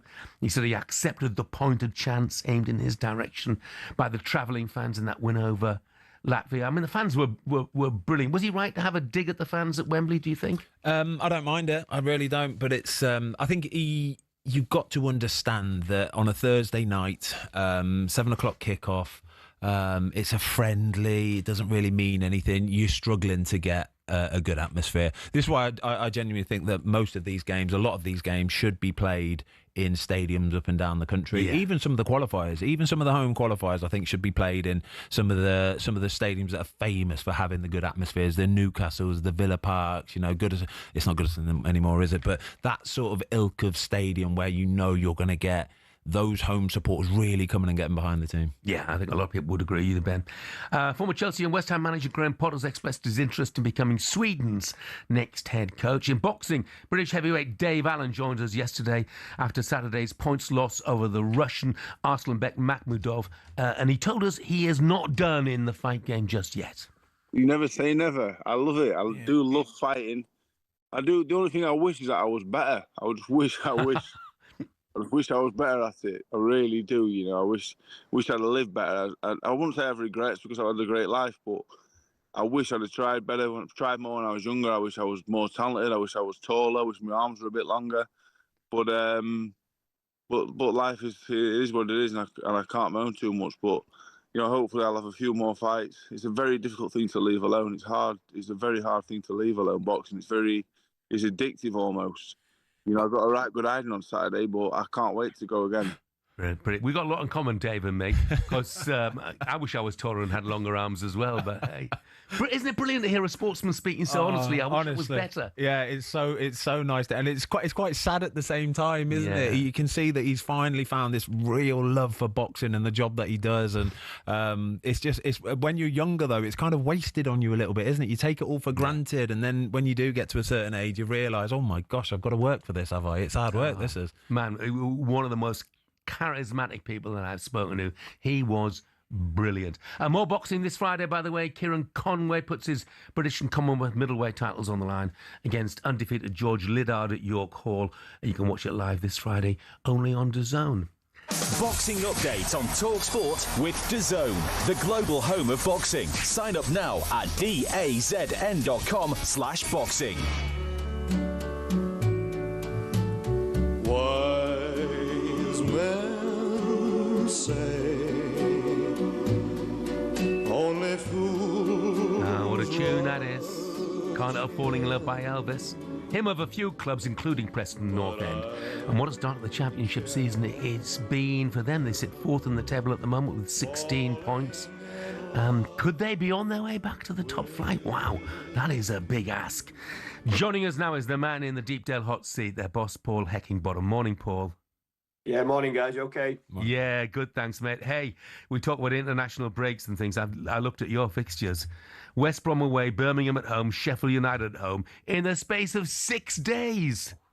Yeah, that's the championship for you, isn't it? That's why we all like it. It's yeah, it is.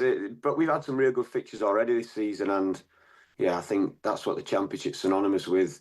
Big games, close games, but yeah, one after the other. But you're sitting pretty at the moment, aren't you, mate? I mean, you must be delighted with the start you've made.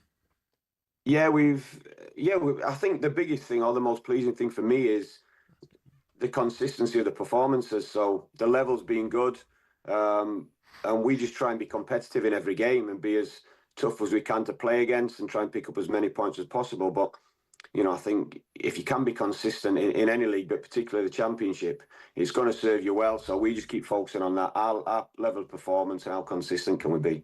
Yeah. Paul, how important is it to get a run of results in a row? Because that Championship's brutal at times, but if you can string 2 or 3 or 4 together, it's massive, isn't it? Yeah, it is. I mean, we had a level of consistency last season which was pretty good. The problem was it was just draw after draw after draw, and that gets you nowhere. So, yeah, I understand why we were many people's favourites to be involved in relegation this season, but we knew what we were doing well, and we also knew the little bits that we needed to change, because when you're getting 20 plus draws in a season, it's really difficult to be at the top end of the league. But if you turn 8, 9, 10 of those draws into a win, then all of a sudden you're in a totally different position. So we have been consistent, but picking up the points and making sure you can win consistently is a different story. So was it a deliberate policy then? It's a daft question in truth, Paul, but I've started, so I'll finish. Was it a deliberate policy to strengthen up front, to bring in some match winners? I mean, I looked at your options up front now, and you've got Jebison and Dobbin, Michael Smith, Osmajic. You've got plenty of options up front, haven't you? Yeah, and listen, everyone knows I was still after one more in terms of a number 9 type player, centre-forward, because it is crucial, it is critical. But just slight little changes elsewhere in wide positions, just being able to get a few more deliveries in the box is really important, some 1v1 plays. So the areas that we were consistently let ourselves down is harsh, but the areas where we consistently thought we needed to improve last year, that was what we targeted, and we're really specific, because again, you can moan and get wrapped up in what everyone else is spending and get frustrated because of the players, other teams are signing players with big names or ones that you're targeting. I think if you're really specific in the type of player you want, the type of personality, then just go all out for those. It can serve you well. Paul, how does the conversation go with the chairman if, come January, you're in a similar position and you want to have that big push to try and do it? How does that go? Yeah, listen, you're already doing the groundwork now, I'll be honest. I think it's listen, our position's the same. We know we cut our cloth accordingly, which is right. I think after you see the trouble that so many teams are getting themselves in through either mismanagement or a lack of a strategy. So I get that. I can't. It is frustrating at times when you really want to go for things and know you're not too far away. I get that, but there's a reason behind how this club's managed, and it's the right thing to do. But yeah, I think any window, we've always brought players in. Last January, we brought Lewis Gibson in, who's been great for us so far this season. We saw an opportunity to strengthen and we're able to do it. So hopefully, come January, we'll be able to do that again. Can we talk about your goalkeeper for a second? I saw a save he made in the last minute against Bristol City a few weeks back. First of all, what a save, but secondly, how impressed have you been with him? Yeah, listen, Dan's got history with Preston. He's been there twice before. He knows Mike Pollitt, the goalkeeper coach from time at Rotherham as well, so that helped. And I bet you're laughing because of Polly there, aren't you? Yeah. But yeah, so that helped. And then again, we were really clear on the type of player and person. We felt that those big saves that Dan can make. Listen, they've already earned us points this season. You talk about that one, that got us a point. So they were big qualities of his. He knew the club, which was great. And in my opinion, we got the best free transfer out there, so we did really well. Brilliant. How's young Harrison Armstrong doing? I saw him, I think it was in the pre-season tournament, playing for Everton out in the States, and he looked a real prospect. He is. Again, another one where we had to be patient at the back end of the window when you're trying to add that little bit more quality. And we know it was only loans then, so you're looking at the Premier League's best talent, if you like, Alfie Devines, you mentioned Jebbo, who we got early, and then Harrison. So I had to be patient. We're grateful for Everton, but he's someone I think is going to be a really, really good player. And I think our fans and our players are really seeing what he's about now, and he's a really good lad as well, so he's fitting to the dressing room brilliant. Hey, brilliant, Paul. Well, look, West Brom on Friday night, isn't it, away? Ben says he's rooting for the Baggies, but don't let that worry you. Nothing personal. I understand that, mate. I understand that. Don't worry about that. Hey, Paul, great to talk to you. I'm really glad it's going so well. Speak to you later, you two. Take care. Cheers, Paul. Bye-bye. Brilliant. It is a big few days, obviously. West Brom away again, then Birmingham. Then he's up against one of his old clubs, of course, in Sheffield United at home as well. So a massive 6 days or so as far as just so hard to call. Honestly, the Championship is so hard to call. You remember back in the day, you used to do the football pools. You do your little draw. Honestly, it's so hard nowadays to get the fixtures right and get the results. Honestly, well, it is. You try and find an accumulator on a Saturday. Cool. Baz in Oxford said, Jeff, big well done to Brackley after their 6-2 win over a good Woking team last night. This was in the final qualifying round of the FA Cup as well. Non-league football at its best. Fast, skillful and no VAR. Who needs the Premier League? Thanks, Baz. Coming up, Stuart Pearce was full of praise for the way that England played last night. Does he think Thomas Tuchel is one step closer to knowing his best team? We'll find out next.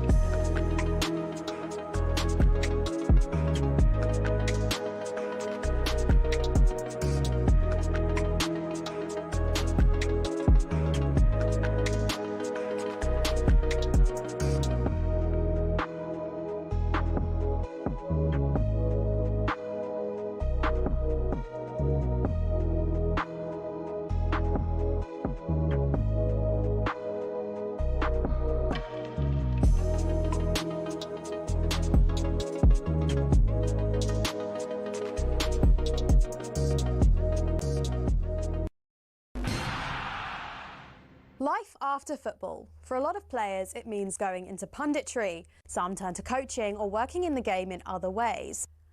But what about the rest? Some former footballers turn their sights away from the game, and there are a few big surprises. First up, from rainbow flicks to pancake flips. Ex-Chelsea and Southampton defender Ken Monku switched up his footballing career to buy a Dutch pancake house.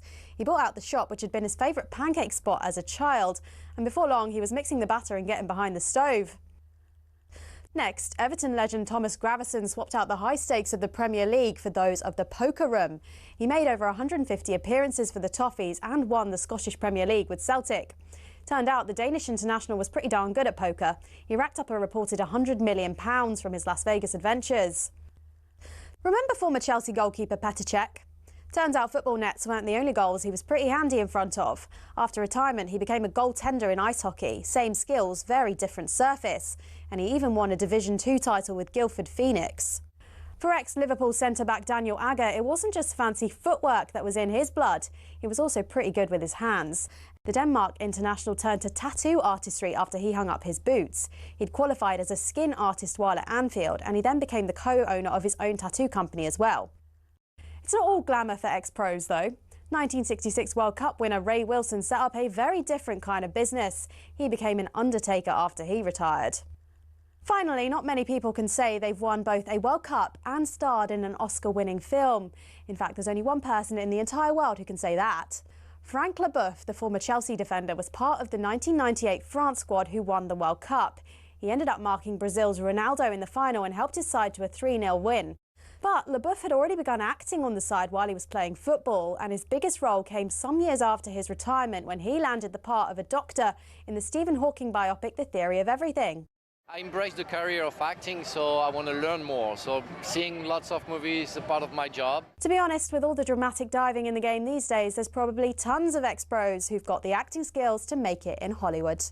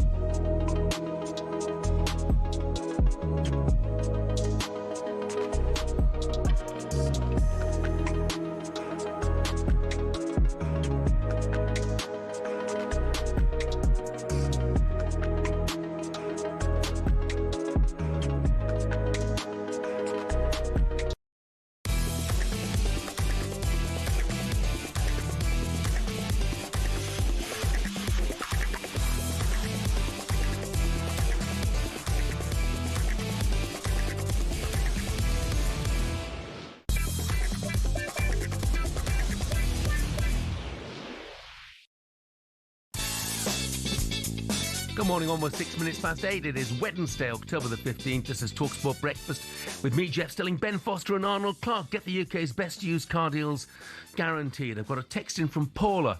She says, "Where's Alan Brazil? I look forward to listening to him on a Wednesday." Thanks, Paula. On the way for you this morning, we'll be joined by a former teammate of Ben's, the Plymouth Argyle boss, Tom Cleverley. Ben will also explain to us why he chose to quit international football during his career, and we'll be looking at the situation at one of his old clubs as well, Manchester United.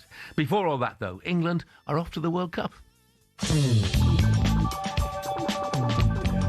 England's place in next summer's World Cup can be cemented here and now. It's a very special moment. It's not daily business to qualify for World Cups. Here's Gordon running quickly towards the edge of the penalty area. Right-footed effort is a beautiful goal. That's my biggest goal in life, to play a World Cup for England. This one I've dreamed of as a kid. Yeah, overall just happy to add to the team again today, and not just the goals, but the all-round game. Kane runs up, hits it into the bottom left-hand corner. It's 3-0 to England. Dust off your passports, pack your suitcases. England are on their way. Never take these things for granted. Celebrate like it's your first one, and then we move forward. It's been incredible, the press. That side of the game's been magnificent. England are scoring goals. They're keeping clean sheets. These are very good habits to get into in a World Cup year. We will not stand still. We will try to improve and get everything going in November. Rashford checks his second run. It's good goal, 5-0. Brilliantly struck. Played 6, won 6, scored 19, conceded none. The future is bright. Yeah, and no question England have been playing nations that they should be beating. But Harry Kane reckons they have shown their level in the past few games. Yeah, I just think the way we train, the way we are in meetings, the way we are together off the pitch, I think it's all really important, especially when you're going into a major tournament. Major tournaments are special in their own way, where you spend a lot of time together, where the pressure's really high and it can be intense. So I think just building those standards, I think building the relationships off the pitch, it's just as important as what you do on it. But I think what you're seeing is, us in full flow when we're on the pitch, we're talking to each other, we're working, we're running back when we have to, and these are all habits that are going to help us next summer. Now look, Jordan Pickford not getting too many of the headlines this morning because obviously he's had a quiet night. Where's that 9 clean sheets in a row, something like that? Where does he stand in terms of all-time England goalkeepers, do you think, Ben? Is he right up there with the best of them? I think he's got to be in with a shout now. He's got to be in the conversation. Obviously, your old school Clements and Shiltons. I just think that his level of consistency, especially for England, but even for Everton as well, the way that he goes about his business for Everton now, you're going to get a 7 out of 10 from him. And when he comes away with England, the amount of pressure that's attached to that as well, and the history that England have had with goalkeepers and it being a problem position, I think he has got to be in that conversation because He gives you a 7 out of 10. He just goes about his business now. I think that was his 80th cap last night for England. 54 clean sheets. It's some going, it really is. Yeah, I mean, he must be pretty much the first name on the team sheet. He must be. He's a goalkeeper, so it's the first one. Oh, yeah, very good, thanks. Look, joining us now for more reaction from Riga, the former Three Lions skipper Stuart Pearce. Morning, Pearcey. Morning, gents. Morning, Stuart. Hey, Stuart, how close do you think that Thomas Tuchel is? How close do you think that Thomas Tuchel might be to knowing the team that he wants to start in the first game in the World Cup finals?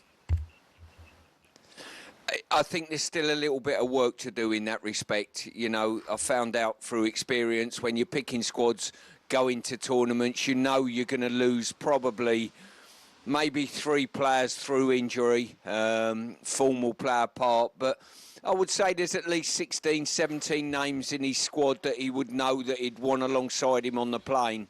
And there seems to be a consistency of team selection at the moment, which I think is really good. Stuart, Thomas seems the guy that doesn't really seem fazed by names. It's not about names for him. It's about what they offer to the team as a whole. And England are winning at the moment. Do you think this is the right approach to go about it? 100% I do. I think when I've looked at his team selections over the last few games, I look at the balance within the team and I really like it. I think, you know, he's been bold and put Anderson in at the deep line role, and he's done extremely well. That's freed Declan Rice to go further up the pitch. And I think the balance that he's got and the team consistency as well has been one of his major strengths as a manager since he's come through the door. I really do. And listen, this is England. You know as well as I, this is England. The bar should be that high. You've got to work to get into the team, and when you play well, there should be a reward that you stay in the team. You mentioned Elliot Anderson there. Has he, because he started 4 in a row for England now, the only player to have done that, do you think he has made that position, barring any injuries now between now and the end of the season, do you think he's made that position his own? Well, injury and form. Listen, if we were picking a team to start a World Cup next month, he's definitely in the team. And where I like it, he's gone in and he's not been fazed at all by wearing an England shirt, which is fantastic. But what he also gives is freedom to Declan Rice to play further up the pitch where he can affect the press. I heard you put a clip on from us yesterday. The pressing from England yesterday, I think, is as good as I've ever seen. I think we've recovered the ball in the opposition's half so many times, and goals come from it, and we've got to get better at doing that, and we've got to do it more consistently. Yeah. I mean, look, nobody can question the results that Thomas Tuchel's had in qualification, Stu. That's absolutely for sure. But do 5-0 wins in the likes of Latvia potentially mislead you about players' qualities when they come up against some of the bigger nations, as we will do in the World Cup finals? Yeah, I think so. You know, we're not naive enough to realise that it's going to be a cakewalk come next summer, but it's building blocks at the moment. It's a new manager in post. He's been in 6 months, give or take. He's not had many games to get to know the players, but from the outside, you're looking at a squad that are unifying just nicely, enjoying each other's company. There's a bar being set with England that suggests that, look, unless you buy into the ethos of England and be a team player to everything that goes with it, your place might be in doubt slightly. And I think what we've tried to do maybe is cram the real talented ones into the team at the cost of the team. Mm. All right, well, with that team ethic then, Stu, do you think at this stage there is a possibility that we go to the World Cup finals without Jude Bellingham, without Cole Palmer, without Alexander-Arnold, without Jack Grealish and without Phil Foden? No, I think they'll be there and probably be in the squad. But at this moment in time, I would say that I've always felt as though if you play the likes of Palmer or Foden in the wide areas, we lose too much. You know, we've got no pace to attack. So I think you've got to have 2 players in the wide areas that can go past people that are actually wingers, whether it be Saka, Gordon, Madueke. I don't think you can play the likes of Foden there. This is my personal opinion. So the likes of Foden has got to vie for a place in midfield, and there's one place available. It's Bellingham, it's Foden, it's Palmer, and only one of them can get in that role. Morgan Rogers is playing it very well at the moment. For me, only one of them can get in that role. You can't afford to play 2 or 3 of that type of player, certainly in the wide areas. How much are you enjoying listening to not only the manager but the players talk about how professional you need to be within this England team, how hard working you need to be? Because knowing you, not only as a person, as a player as well, that's right up your street, isn't it? It is. I think all you can ask from a manager, be clear with me as a player. Tell me what you want from me for a player. Give me your backing. If I play well, you're going to keep me in the squad and in the team. I understand on occasion you might have to rotate to have a look at other players. That happens. But what you want is clarity as a player and honesty as a player and feedback from your manager. Listen, unless we get a real unified squad, as you well know, we're not going to go and win a tournament next summer. I think it's going to be a really tough ask anyway, you know what I mean? In the travel, the climate, all the things that are thrown in. Some real top quality nations go into the tournament, and we've got our work cut out. So if we haven't got it right off the pitch in the unity behind the scenes, we ain't going to win anything anyway. Stuart, thanks very much indeed. You're welcome, gents. Good to talk. Have a good day. You too, mate. Former three-line skipper Stuart Pearce there. So if you can only have one in that 10 row, Bellingham, Foden, Palmer, Morgan Rogers, who the heck do you pick? Oh. Well, let's hear your thoughts. 03717 223344. Coming up, Christmas is fast approaching. I know you're all desperate to know whether I have loosened my stance on gravy.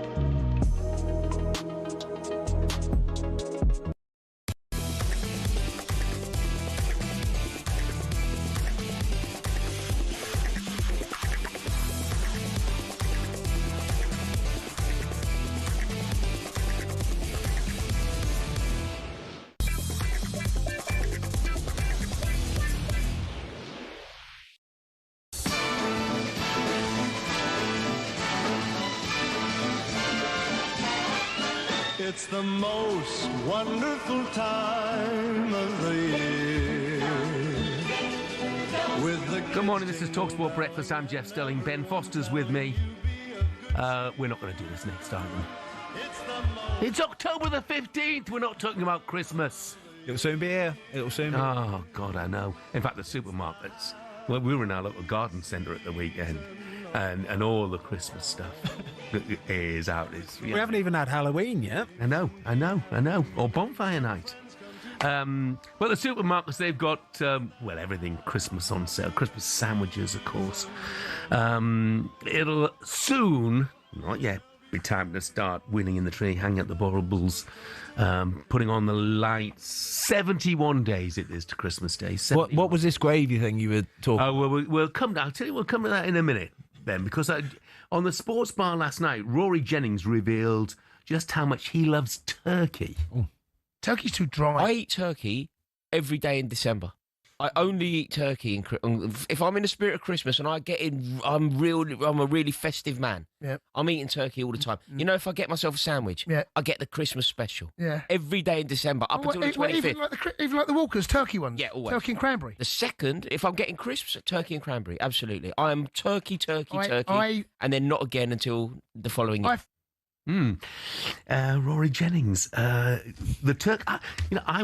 There is such a thing, I swear. I once hosted the British Turkey Awards. And you wouldn't believe how many categories there are. There's best turkey product, best Christmas turkey product, best specialist turkey product, best turkey sandwich. It's absolutely everywhere. But yeah, I tend to think, you think you're a turkey lover, is it a bit dry? I quite like it, to be fair. It's the healthiest white meat, you know. Oh, yeah, very, very nice. Very, but nice. But we only eat it at Christmas, don't we? I don't know where Rory Jennings is getting his turkey from in December though, because you only really get them in the lead up to actual Christmas Day, so in the week before. Otherwise, you're getting the frozen ones from the frozen counters, aren't you? So some people would argue that you need a bit of gravy on them. Without doubt. No. Jeff. No. No, I mean, you need a bit of some sort of white sauce or whatever rather than gravy. I'm not, as listeners to the show will know, I'm not a great gravy fan. I tried it last Christmas, and I posted some pictures of it on social media of my Christmas dinner with the turkey and the sprouts, and the roasties and everything else with some gravy on it, and it wasn't universally well received. So you have a Sunday roast? No. Are you having a gravy? No, I'm not a Sunday roast man, I Jeff. How do you think I have a physique like this? I had you, right, before I got here today, you were like, you're top of my, legend, honestly, broadcasting legend, Jeff Stelling, and you've broken all the dreams, honestly. Because I don't like roast or gravy. Oh, honestly, there's nothing better for me. The best time of the week for me, either Friday beers, right, or Sunday at about 4 o'clock. The big game's just about to kick off. I've got my Sunday roast all cooking away in the oven. We're about to have it just before the game starts. My gravy's on point. Glass of red wine. Don't get much better. Well, I'm all for the glass of red wine. Andrew says, little tip for your gravy. Put a tablespoon of caramelised onion chutney into the pan. You're welcome. It's Fez in Salford who says that. I put a red currant jelly into my lamb gravy or my beef gravy. That sweetens it. Doesn't matter what you put into it, it's still gravy. And for me, it takes away the flavours of everything around it. Look, we've got 71 more days to discuss this, okay, between now and Christmas Day. In the meantime, let's get the latest thoughts now with Coral and another non-gravy lover, I think, Simon Clare. Morning, Simon. The Coral Daily Download on talkSPORT with Coral. We're here for the fans this season. 18 plus, gambleaware.org. Come on, Simon, tell me you don't slosh that horrible brown stuff all over your Christmas lunch. I'm afraid I'm with Ben. Firstly, Ben, just shows never meet your heroes, mate. Honestly, admit Jeff Stelling and your dreams have been shattered. Heartbreaking. I'm a gravy man. Jeff, I can't believe that. I had a roast on Sunday, and actually everything else about the roast is complicated enough, but getting the gravy right is probably the biggest pressure moment, actually, that last 10 minutes. Do you know what I mean? Agree. I completely agree. It's the big point where it all comes together. If you get your gravy popping, the whole dinner works properly as well. You need a good consistency, not too thin, nice and thick as well, so it slathers everything. Look at Jeff's face. People listening won't realise this, but Jeff is now scouting. No. For me, it's bread sauce or a cranberry, something like that. You know, alongside. I like them all as well. You can't have bread sauce, cranberry, and gravy because yes, you can. it's On a just big a plate. sludge. That's what just a that's sludge. the whole point of it. Oh gosh. Oh, 71 days to get this to win this debate. This is brilliant. Yeah. Each to their own. Each to their own. So look, let's turn our attention to betting. Do you do markets, Simon? By the way, about do you offer odds on who will be in the England squad for the World Cup? Do you? Yeah, we do. And funny enough, actually, I should have. The traders obviously we played last night. They haven't updated them, but no, I think it's a really interesting market. So you can bet on players to make the squad. Interesting, in the last few games, obviously, you've seen the odds of Anderson, Shorten, the odds of Bellingham, Grealish, just pushed out a bit. They're still quite... I mean, Bellingham's long odds on to go. Grealish is about 5-4. He's considered on the cusp. You know, if you look at those players, Foden, I think he's about 1-5. So it's going to be fascinating as we build up. You've been talking about it all morning, about these big players who are out of the squad. Are they going to get in the squad? Stuart Pearce was just on now saying they might not get in the team. But yes, there's a lot of conjecture. Sometimes, do you think it's almost, I know this is a crazy thing to say. Would it be easier if he didn't have so much choice? Is that choice and all these big name players make it harder for a manager? Would you be better off managing a Scotland or somewhere where you just put all the best players said in? it. Honestly, we said this exact thing about 5 minutes ago, where you're almost better having a set 12, 13, 14 players who are guaranteed to start. You know what they're going to do. But when you have so much depth of talent, where you're talking 18, 20, 21 players, there's so much chatter around the sidelines. It can detract a little bit from the starting 11. Yeah, it does divide opinion though. It divides opinion almost as much as gravy. But I mean, Tom in Talk East said a fit Bellingham has to be the number one choice. He can do everything: run, attack, defend, score, last minute overhead kicks. But a lot of people don't agree. I think what a lot of people do agree on, though, certainly in this country, and I'm talking England as opposed to Scotland and Wales and Northern Ireland, is that most people think England have got a heck of a good chance of winning the whole thing. Yeah, look, I mean, the odds are really in their favour. I mean, Spain are the favourites at 4-1. We've got France second favourites 13-2. England 7-1.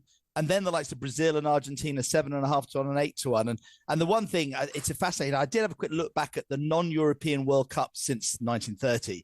And I think there's been 10. And 8 of them were won by South American sides.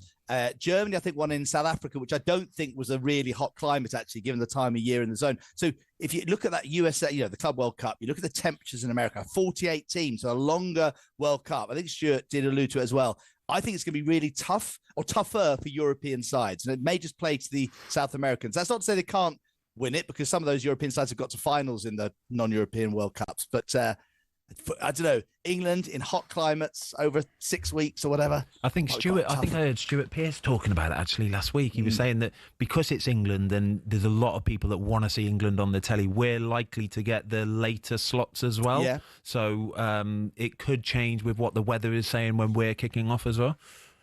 Yeah, I don't know. Listen, I'm a massive. I've been following England through thick and thin, and had so many, false hopes. The golden generation, 1990, Gazza's tears. 98, Beckham getting sent off. I mean, we've been there, haven't we, Jeff? But eventually, I've always said, and I've been saying I'm 55 now. I've always said, all I want is once in my lifetime England to lift either the World Cup or the Euros. I'm now getting to worry. I thought it would happen. Now I'm not so sure. So I'm hoping this time of the year. Well, I'm older than you, so it'll be twice in my lifetime if we can win the World Cup again. Do you remember 66? Oh, of course I remember 66. You're not Jeff, that old. Of course I remember 66. I was 11 at the time, and we watched it on a black and white TV. We got a brand new TV that morning from Rediffusion, because in those days you always hired your TV. Nobody owned their own, certainly where I lived anyway. And it was brilliant. And as soon as it was all over, everyone was out on the streets. It was absolutely fantastic. Here, look, arguments over who's going to be in the team. Martin in Lim says possession's 9/10 of the law. Morgan Rogers gets my vote, and his attitude is brilliant. But Jill, who's a regular contributor, says Jude, when fit, has to play, and Grealish has to go as well. So it's trying to fit the old quarter into the pint pot, isn't it? Simon, thanks very much indeed. Cheers, guys. Love to chat. And that was a look at today's latest odds, all thanks to Coral, 18+, gambleaware.org. Coming up, Ben Foster will tell us why being in goal for Manchester United is one of the toughest gigs in football. The Coral Daily Download on talkSPORT with Coral. We're here for the fans this season. 18 plus gambleaware.org.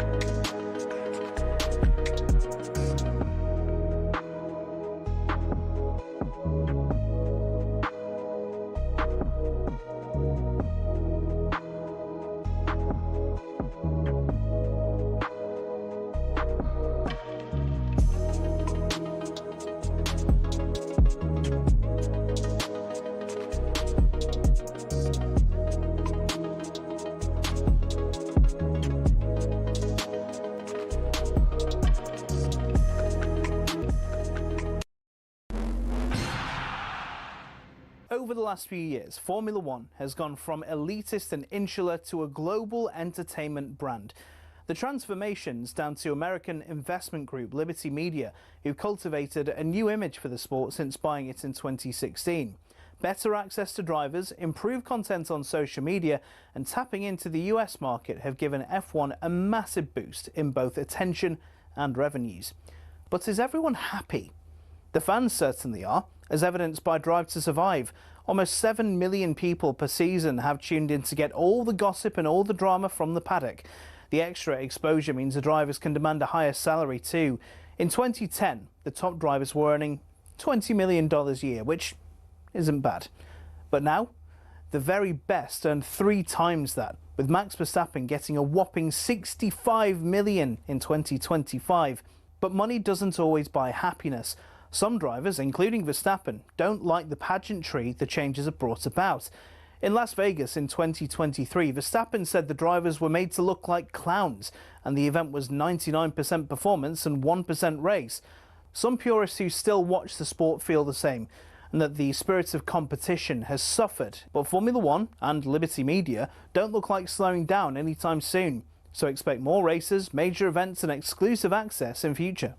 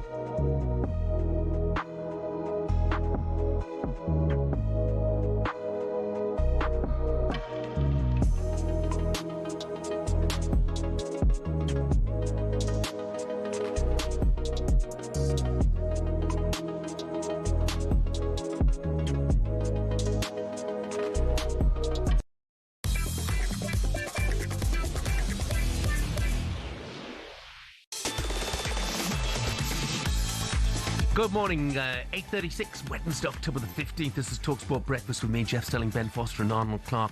Get £750 off any used electric car or home charger. Matt Waller, the butcher of Ledbury, has a suggestion, Ben. He says, black pudding is a must with your roast dinner, and especially Christmas dinner. It's a game changer. I'd agree. I love black pudding. Black pudding on your Christmas dinner. Yes, fantastic. I'm all over that. On a Christmas dinner, though, no Yorkshire puddings. No Yorkshire puddings. No, I'd agree with you there, that's for sure. A lot of people have been, I don't know why, have been asking about you and tomato ketchup. Yeah, big fan of tomato ketchup. All the condiments. Give me all the condiments. But it's looking back at my YouTube days of cycling GK, where I used to show the match day vlogs about being at away hotels, and I basically just put ketchup on everything. Brilliant. But not Christmas dinner. Not Christmas dinner. And that'll be a pretty difficult start of the season for Manchester United and their under-pressure boss, Ruben Amorim.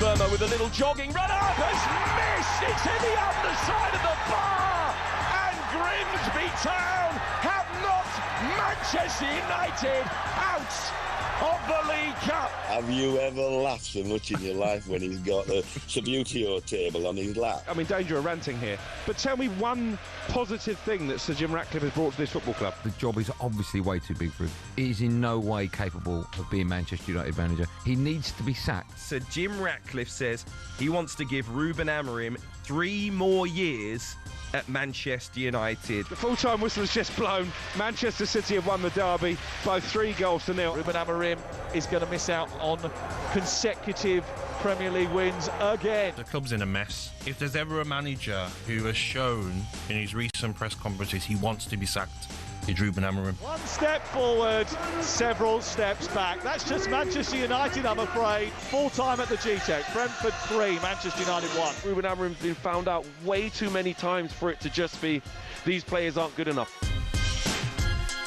Yeah, well, look, he's been under pressure almost since day one, hasn't he? What do you make, Ben, of Jim Ratcliffe saying that Ruben Amorim needs 3 years to prove he's a great coach?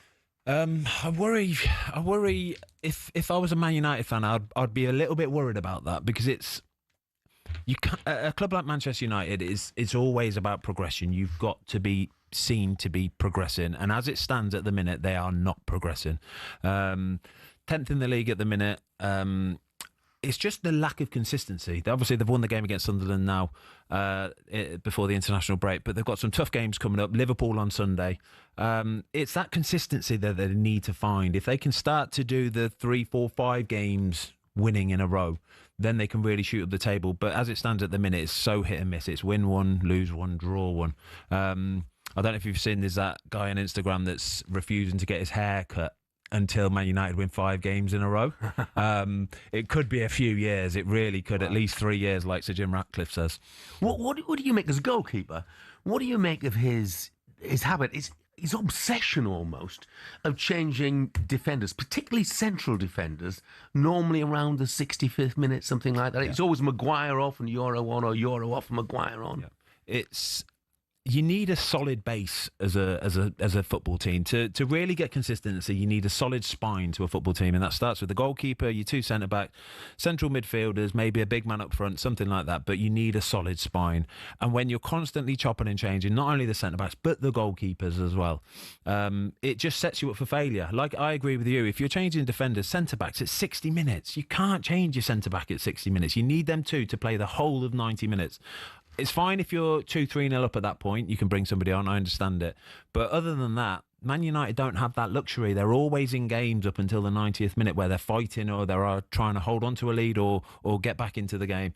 I don't like even just the formation, the 3-5-2. It's such a predictable 3-5-2 as well. You look at the likes of a Crystal Palace, and they can do certain things with the 3-5-2. They can hit you on a counter attack. They can play long ball. They can play nice intricate passing. But Man United is just too predictable, and I think it makes it too easy for the opposition.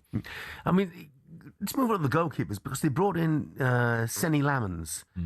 He's 23. I mean, how big an ask is it for somebody who's used to playing in front of crowds of 11, 12,000 at Royal Antwerp? Yeah, first and foremost, he played on Sunday against Sunderland. He looked Did well, really didn't he? good. He had a fantastic game. As far as first games go for Man United, you need to get off to a good start, and it was a great performance from him on the front foot, coming and taking some nice crosses into the box, couple nice saves as well, looked comfortable with the ball at his feet. So it's a fantastic start for him. The acid test is going to come in the games like Sunday. Yeah. Liverpool at Anfield. I think Liverpool have lost one in 90-odd games or something at Anfield. So you know he's going to be under a lot of pressure. So there's going to be a lot of scrutiny going into the game, a lot of eyes on him, and it's going to be interesting to see how it plays out. But I think in general, to play for Manchester United, especially as a goalkeeper, it's the hardest position in world football. I really do think that. You need somebody with a bit of aura about themselves. An Emi Martinez or a Gigi Donnarumma, I think, would have been a perfect fit this summer. Were you shocked that they didn't sign Martinez Really when shocked. it looked like they were certain to? Really shocked, Jeff. I really was. I thought it was an absolute no-brainer. An absolute no-brainer. Even Gigi Donnarumma, I thought it's a no-brainer. Just get it done. You need that guy. And then once you've got him, you might have to pay over the odds for him. You might have to pay a heavy wage for them. But that position's settled. Yeah? It's absolutely settled. And they didn't do it. And I think it could become a situation where it might just rumble on for a few years now. Like I say, I'm willing to give Lemens a chance because he got off to a fantastic start on last week against Sunderland, but it's a big ask. It's a big ask for a guy that's coming from the Belgian league to then step up and be Man United's first choice goal. Massive. I mean, he's only 23. What about Andre Onana? Do you think that... Yeah, of course he made some mistakes, but ultimately, was he a bit of a scapegoat? No, I think when you make the amount of mistakes that he made, then it's inevitable that eventually you're going to get turfed out. It's just the way that it goes. For me, he's probably just a little bit too hectic as a goalkeeper, and none of it is calm and composed. And in big moments, there were saves that he was making that just looked a little bit too erratic. It's like he would panic in them moments and times, and they're the moments where you need real calmness under pressure, where the ball is coming at you at 80 miles per hour and you've got to soften your wrist, you've got to soften your fingers, you've got to bring it down all nice and calmly, and he didn't have that ability. I thought he let probably the pressure just get to him a little bit too much. Yeah. I mean, pressure's always a thing for at Manchester United. I think you made United debut away at Derby. Yeah, away at Derby. Yeah, and I looked at the team. Ronaldo, Rooney, Scholes, Vidic, Giggs. It sounds scary to me. Talk about a spine of a team. Yeah. Oh my gosh, honestly, that for me it was the best introduction to being a footballer ever. When you're playing with these lads in front of you, you know you can just give it to them and they will just go and do it. It's always a case of give the ball to the better players, and there was always a better player in front of you somewhere. It was phenomenal to watch. But I've made no bones about being honest about my time at Man United. I couldn't deal with that pressure, but I at least understand it now. And when I was there, I learned so much. Even though it didn't go well for me and I made a lot of mistakes when I was playing, I was surrounded with some really good people. Edwin van der Sar was there at that time, and honestly, what a lovely, lovely man. Just took me under his wing, really taught me a lot about not only being a footballer, but just being a bloke as well, being a man. And so I took that with me into the rest of my football career, into the rest of my life, and I learned from it. And I really, really do cherish those moments I had at Man United. I mean, as a goalkeeper, is it tougher playing in front of the Old Trafford supporters, or is it tougher being away at somewhere like Anfield? Doesn't it matter? It's different. It's different because when you're playing in front of your home crowd, you want to do well for your home crowd. There's that expectation, especially when I was a Man United. Even some of the teams that I've played for down the road, Birmingham, West Brom, Watford, you have that expectation where you want to do well for your supporters. You want to put on a show. You want to show that you're working hard and it matters and you care. When you go away, you have so many fans. And as a goalkeeper, honestly, I can hear everything, Jeff. I can hear the guy in the front row, row 3, row 5, the things that they say, you can hear it all. And some of it's funny, some of it's banter, but you've just got to sort of let it wash over. So you almost turn it into I'm going to show you then, mate. So I see sometimes, like even Emi Martinez, I see him turn around and giving fans a bit. I don't mind it. I really don't. I don't mind it. I think fair play. You've been taking that for 90 minutes. Give it a go. Oh, look, Emi Martinez has got a bit of attitude, hasn't he? He's so good. Very, very good. Brilliant. For the moment, thanks, Ben. Still to come on breakfast. Superstar Breakfast preview on talkSPORT with Benchmarks Kitchens and Joinery. Get trade prices on kitchens to suit all styles and budgets at Benchmarks. Still to come between now and 10 o'clock. We'll be joined by the man who missed a penalty in the 2009 League Cup final for Spurs. Who could that be? It was saved by Ben Foster. Jamie O'Hara. Facing Foster. Oh, he saved it! Well, Tremendous stop. What a great save that was. Jamie O'Hara with us at 9:45 because he'll be filling in for Alan Brazil as the breakfast show host on Thursday and Friday and explaining what on earth he was doing, taking the first penalty for Tottenham in that shootout against Manchester United. Mind you, I noticed that Darren Bent, he didn't step forward at all for Tottenham. We'll also be joined by the Plymouth boss, Tom Cleverley, and English cricket legend David Bumble Lloyd, and that was a look ahead with Travis Perkins. Superstar Breakfast preview on talkSPORT with Travis Perkins. With 250 hire branches nationwide, it's easy to hire at Travis Perkins.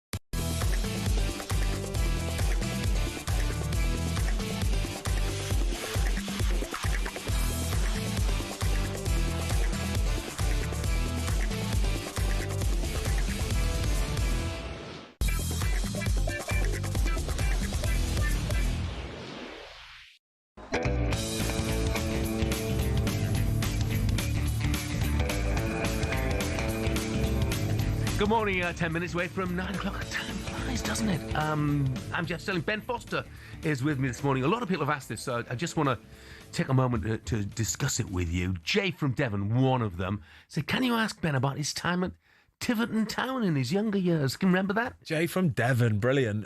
Yeah, I think I was 19 at the time. I was at Stoke City. I was third choice goalkeeper. I just wanted to play football. Just wanted to play. Didn't care where it was. Just wanted to play football. So I went out on loan to Tiverton. I think it was the remaining 4 months of the season or something from January onwards. It was a long old drive, I tell you that, from Stoke. I was traded at Stoke all week, and then I'd just drive down on a Saturday morning. You're talking the best part of 3 hours in the car, 4 hours in the car. But played on the Saturday afternoon, and that was all I cared about. Just playing football, first team football. Loved it so much. Went on a end of season holiday with them to Magaluf with the boys. Oh, brilliant. Martin Rogers was a manager, absolute legend of a manager, by the way. Shout out to Martin. But yeah, brilliant. I just the chance to go and play football. Or you look at some of the goalkeepers, though, even in the England setup. Nick Pope's done it. Jordan Pickford's done it. Joe Hart. Just getting out on loan and playing first team football is all that matters. Yeah. So does it surprise you sometimes when you see a goalkeeper who is happy to sit on the bench week after week after week? Yes, it does surprise me. But then you do have goalkeepers who pigeonhole themselves as a second choice goalkeeper, and it's a special role in itself to be happy to not play and to be a cheerleader and to know that you're good at getting behind that first choice goalkeeper. They're quite invaluable. They really, really are. It's a special sort of person that can do it. But for me personally, and I know for a lot of goalkeepers that are up and coming, it's just about playing first team football. No matter where it is, you just need to get out there. Yeah, Jake Stolachuk came on Lighthearted, and of course he's established himself now at Leicester City as the first choice there, and we've got a couple of good lone goalkeepers this season as well. What else do we know this Wednesday morning? England, of course, first European side to book their spot at the next summer's World Cup with that 5-0 win over Latvia. Rangers continuing discussions with managerial candidates. Kevin Muscat has emerged as the new favourite, and Cristiano Ronaldo scored twice for Portugal in the 2-2 draw against Hungary last night. 40 years of age, 143 goals in 225 caps. It's not too shabby, is it? So is CR7 still Portugal's key man? We put that question to our European football expert, Kevin Hatchard. Cristiano Ronaldo's made more international appearances than anyone in history, 225 games and counting for Portugal. He's also scored more international goals than anyone in history, and he's still delivering on a consistent basis for Roberto Martinez's Portugal. Martinez, when he took the job, could easily have said that it was time to move on from Cristiano Ronaldo, but actually he's gone the other way. He's decided to hitch his wagon to Ronaldo's fortunes. That didn't work for him at the Euros, but I'm pretty sure he will continue to do that at the World Cup finals, and it could be Ronaldo's last big tournament, and he'll want to go out in spectacular style. But could be his last big tournament. Hey, never write him off, you know. And I knocked a year off his age there.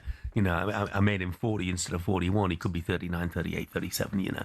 But you were saying earlier on, Ben, his regime, his focus on fitness and health is second to none. Yeah, second to none. You see so many players. I've seen so many players who they kind of do it for show. They go in the gym and they're not really in there. It's like your mate who goes down the gym but just goes straight and sits in the sauna in the steam room. But he genuinely did it because everything was about improvement. Everything was about the percents everywhere. And I can't knock people that do that. Really, I can't. I can't knock somebody that genuinely wants to get better and wants to improve every single day. So even at the age of 41, like you say there, to be scoring goals. I checked live score last night, actually. I looked and saw they were 2-0 up and 2-1 up, and I just thought, wow, Ronaldo, fair dues, mate. Incredible. I mean, he is absolutely astonishing.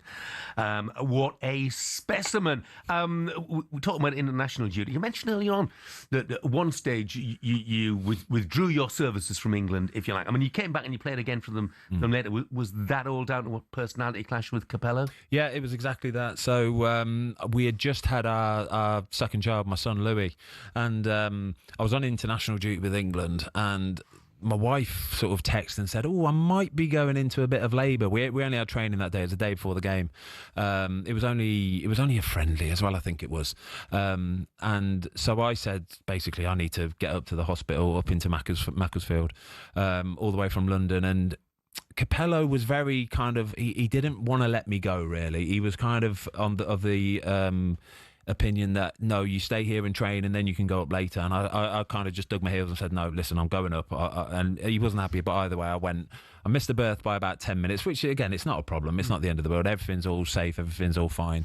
But then I got a phone call later that day to say, we want you back down with the squad in the hotel tonight, ready for the game tomorrow, because you're going to play the second half.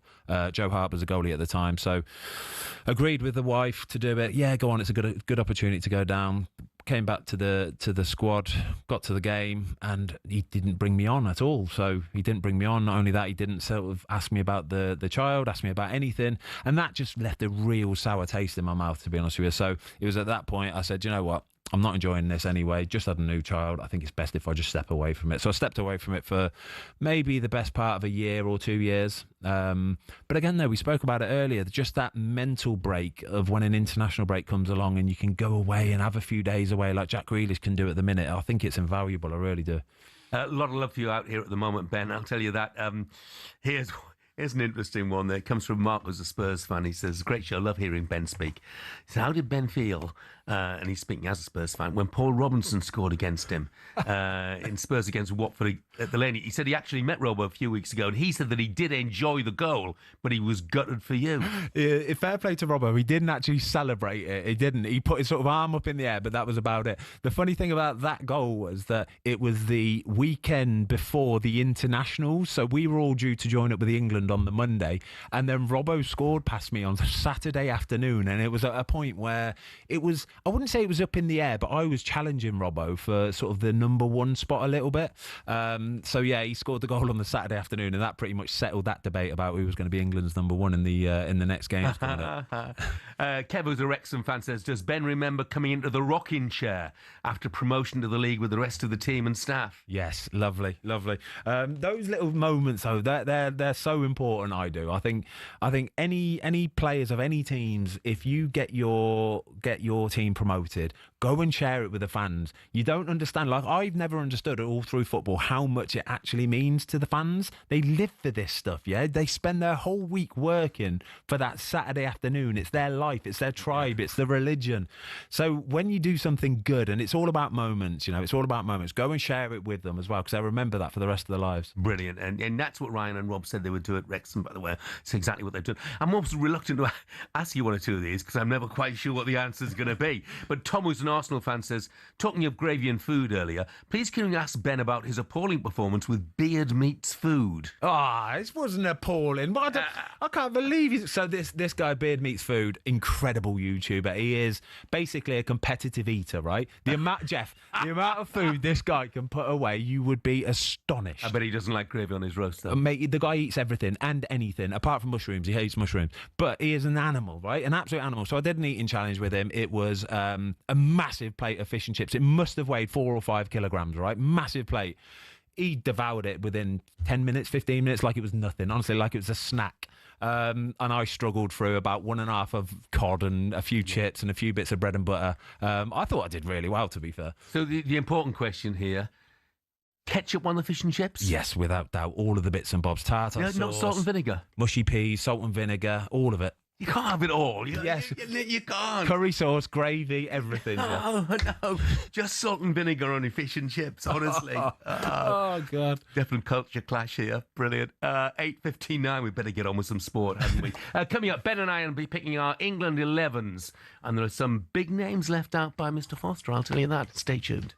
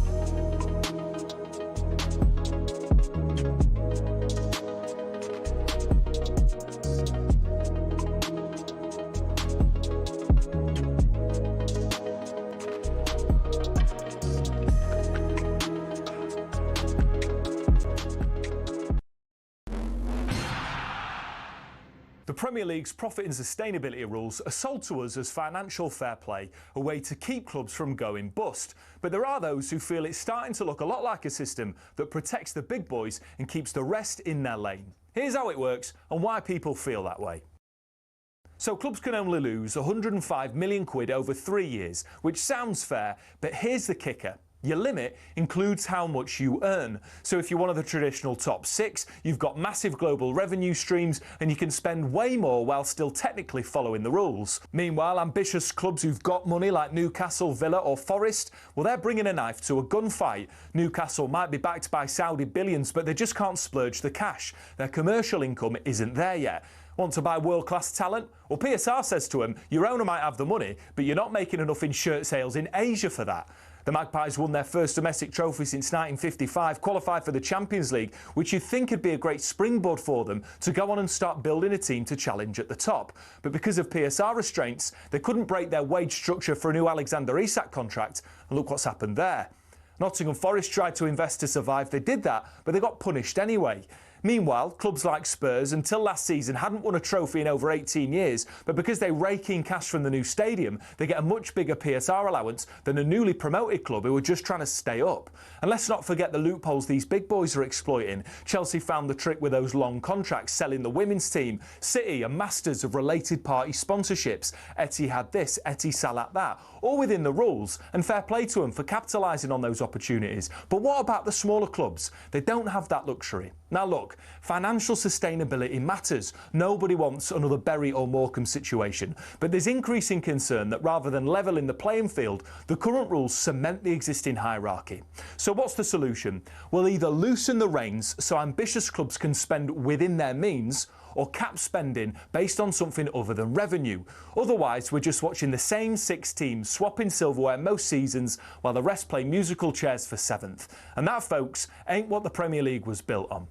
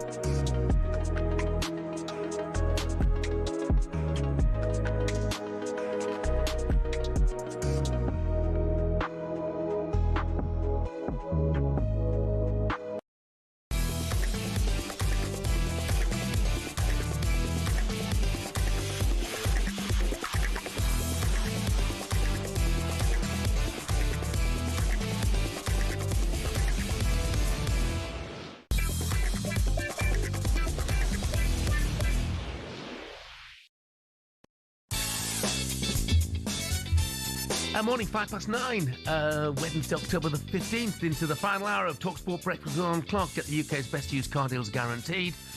I'm Jeff Stelling. Ben Foster's with me all morning. Still to come between now and 10.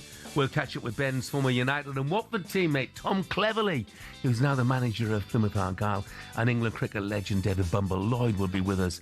After Stuart Broad called this Australia side the worst since 2010. Possibly a bit unwise. Now, though, be some sore heads across the country this morning. England booked their World Cup spot and in style. Mexico, USA and Canada next summer. England need to get there, and then Thomas Tuchel needs to win. To be or not to be? That is the question. And it's another job extremely well done by England. A 5-0 win in Latvia. That cements their place in the 2026 World Cup. Thomas Tuchel has led his bunch of brave lions to a peak no one thought we'd get there. Everyone said we couldn't do it against all odds. It's a very special moment. It's not daily business to qualify for World Cup. Albania couldn't stop us. They all tried. Not even Andorra. They all failed. Turned up and failed. Our brave, courageous Lionhearts are back. We're back.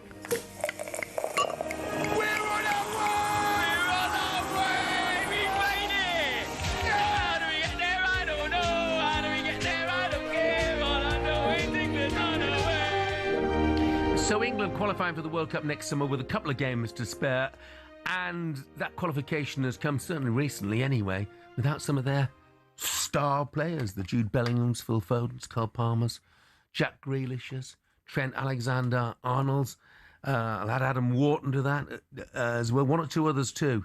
So what is England's best 11? Will there be any room for a wild card pick for Thomas Tuchel? Well, luckily we have a man who played for England to answer the question. So Ben, let's take a look. I've got mine, but what's your England 11 then? Okay. In an ideal world, everybody fit. An ideal world, everybody fit. So it's Pickford in goal, I think, absolutely obvious. And then Reece James, right back. And I'm going to go Tino Livramento, left back. I've gone for a centre-back pairing of Mark Gahey and John Stones. But that's not discounting Ezri Konsa, because I think he is right up there with them as well. And I wouldn't be surprised if it was any kind of amalgamation of that three, really. I've gone for Elliot Anderson alongside Declan Rice. I think they work together really well as a partnership. And it's kind of a worrying time for Adam Wharton, because Adam's, I think, potential is probably higher than anybody's in this team at this moment. But at this moment in time, them two seem to have struck up a real nice partnership. And then I'm going to go for Jude Bellingham. I'm going to go for Jude Bellingham because when he's popping, he is unreal. I think he's got this aura about him. Whether he might need to tailor or change his... I don't know how to describe it, whether it's his attitude, whether it's his sort of flippancy at certain things that happen in the games with he might throw his arms a little bit, a bit of chunter in here and there, whether he needs to lose that from his game before Thomas Tuchel finally accepts him into the fold. But if he does, and we've got Jude Bellingham on form again, I think he has to be in there, which means there's going to be some massive names missing out, by the way. Yeah. And then I've gone for Saka, Anthony Gordon and Harry Kane. Okay. Well, we're not far apart because obviously Jordan Pickford is going to start.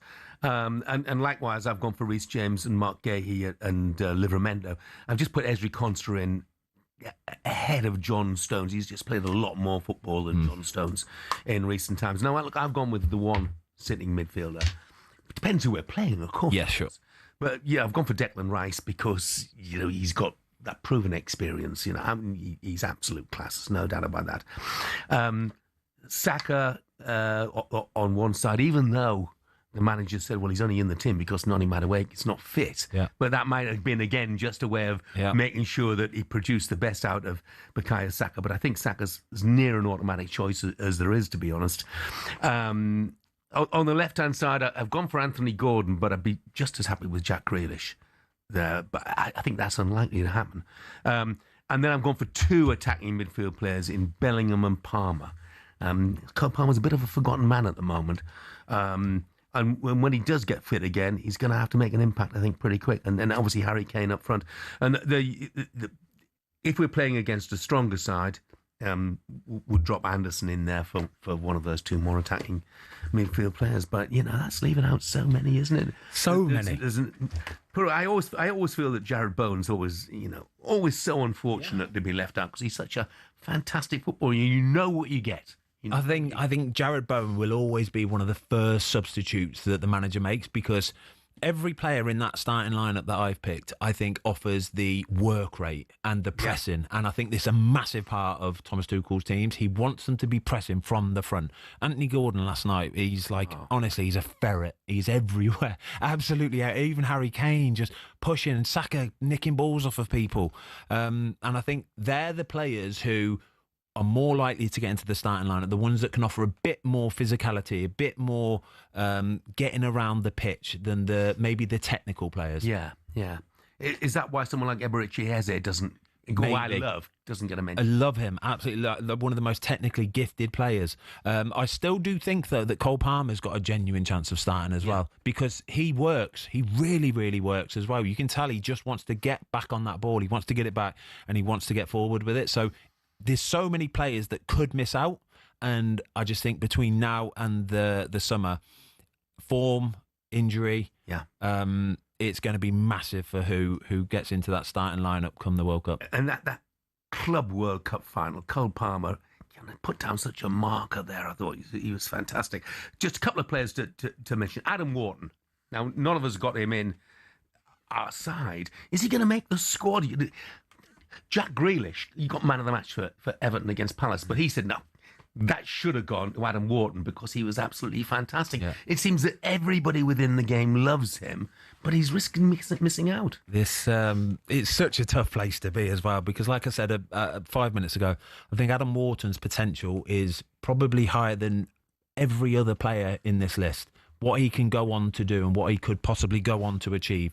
He needs to keep fitness first and foremost. He needs to get this durability into his legs. And if he can finish the season doing what we know he can do, it's a massive problem for the manager. Massive problem. I just think that at this moment in time, the reason why Elliot Anderson's played 4 games in a row now for England is he's a bit more industrious, a little bit more, gets about the pitch more than what Adam Wharton would. When Adam Wharton gets on the ball, he can do incredible things. I mean, I mentioned him already, but does Jack Grealish make the squad? I don't. I think he might make the squad. I don't think he's going to be a starter, though. I really don't. Jack offers something completely different to what some of these other players do in a similar position. Again, Anthony Gordon for me is going to be starting on the left just because of how hard he works and how willing he is to press from the front. Jack Grealish isn't that sort of player. Give him the ball and he'll draw players in, he'll get fouls, he'll take players on, he'll beat a man. But I don't think that's on the list of priorities. I don't think that's what the manager's looking for. Yeah. So you went to the 2014 World Cup? World Cup, Brazil, yeah. So did Jordan Henderson. Jordan Henderson went as well, yeah. Wow. And here he is. He's on the brink of going to the 2026. You need these guys, Jeff. You do. You need these guys. When you're most of the players in this team, they're young men. They're young men, and it's a big experience going to a World Cup. A lot of pressure attached to it, a lot of people watching what you're doing, and you need a Jordan Henderson character around the place to keep everybody in check. Everybody looks to Jordan Henderson. He's the captain without being the captain. He's almost like a mini manager at times as well. He's going to be the guy that when England play on a Friday night, for example, and they've got a training group on a Saturday, he's going to be the guy leading the training group on the Saturday, making sure everybody is pulling in the right direction.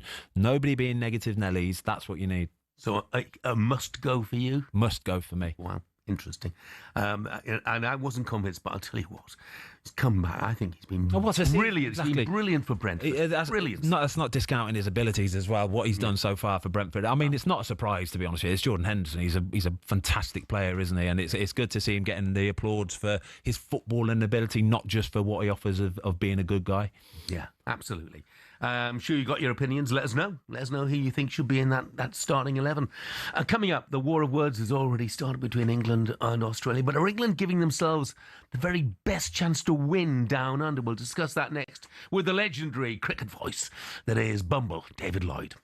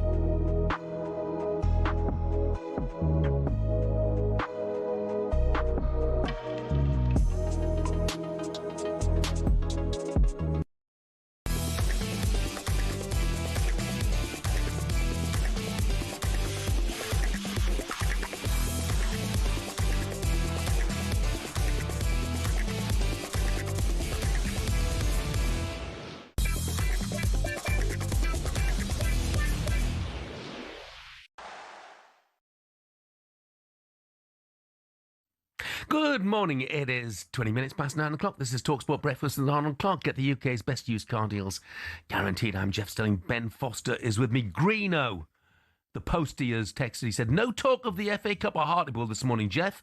I wonder why that is. Greeno, you stick to delivering those letters through the right doors, pal. Liver Sausage Larry's come up with his starting 11 for England. He's putting Jed Spence at fullback, which is not a bad shout, is it?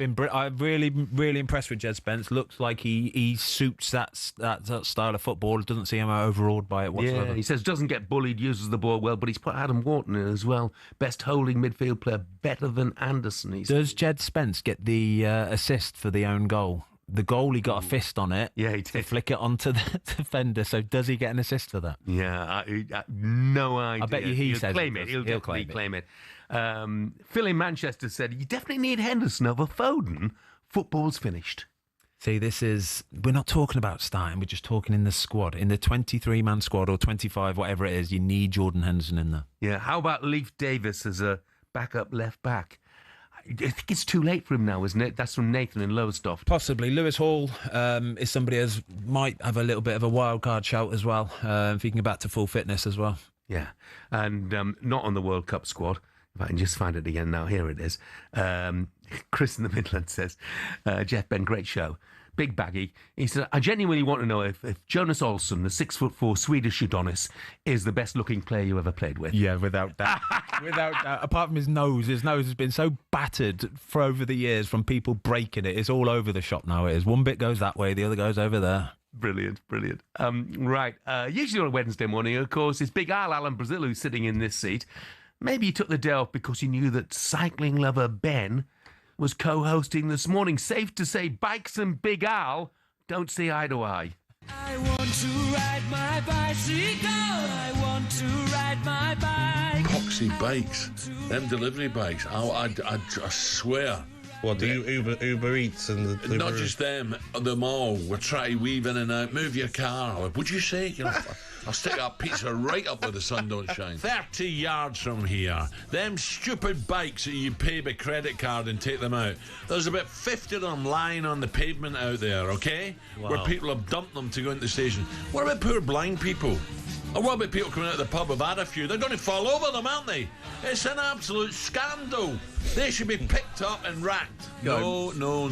That's no. You can't stop vehicles in the best capital in the world. But they don't wear helmets. They're killing London. I want to ride my bicycle races. Yeah, see, Ben, I take his point when it comes to blind people, but then Al sort of devalues his argument. He says, what about people coming out of the pub? I've had a few. Come on, defend cyclists for us. No, we're the green guys. We're the guys that we're not trying to clutter the roads up with cars, basically. So we stayed 10 minutes away. We stayed in this lovely hotel 10 minutes away. I brought my Brompton down with me last night in the boot of the car, and then this morning, whatever it was, 4:45 or something, left the hotel. A little 15-minute cycle on my Brompton. Fold it up when I get here. Perfect. Great way to get around. So get yourself a Brompton.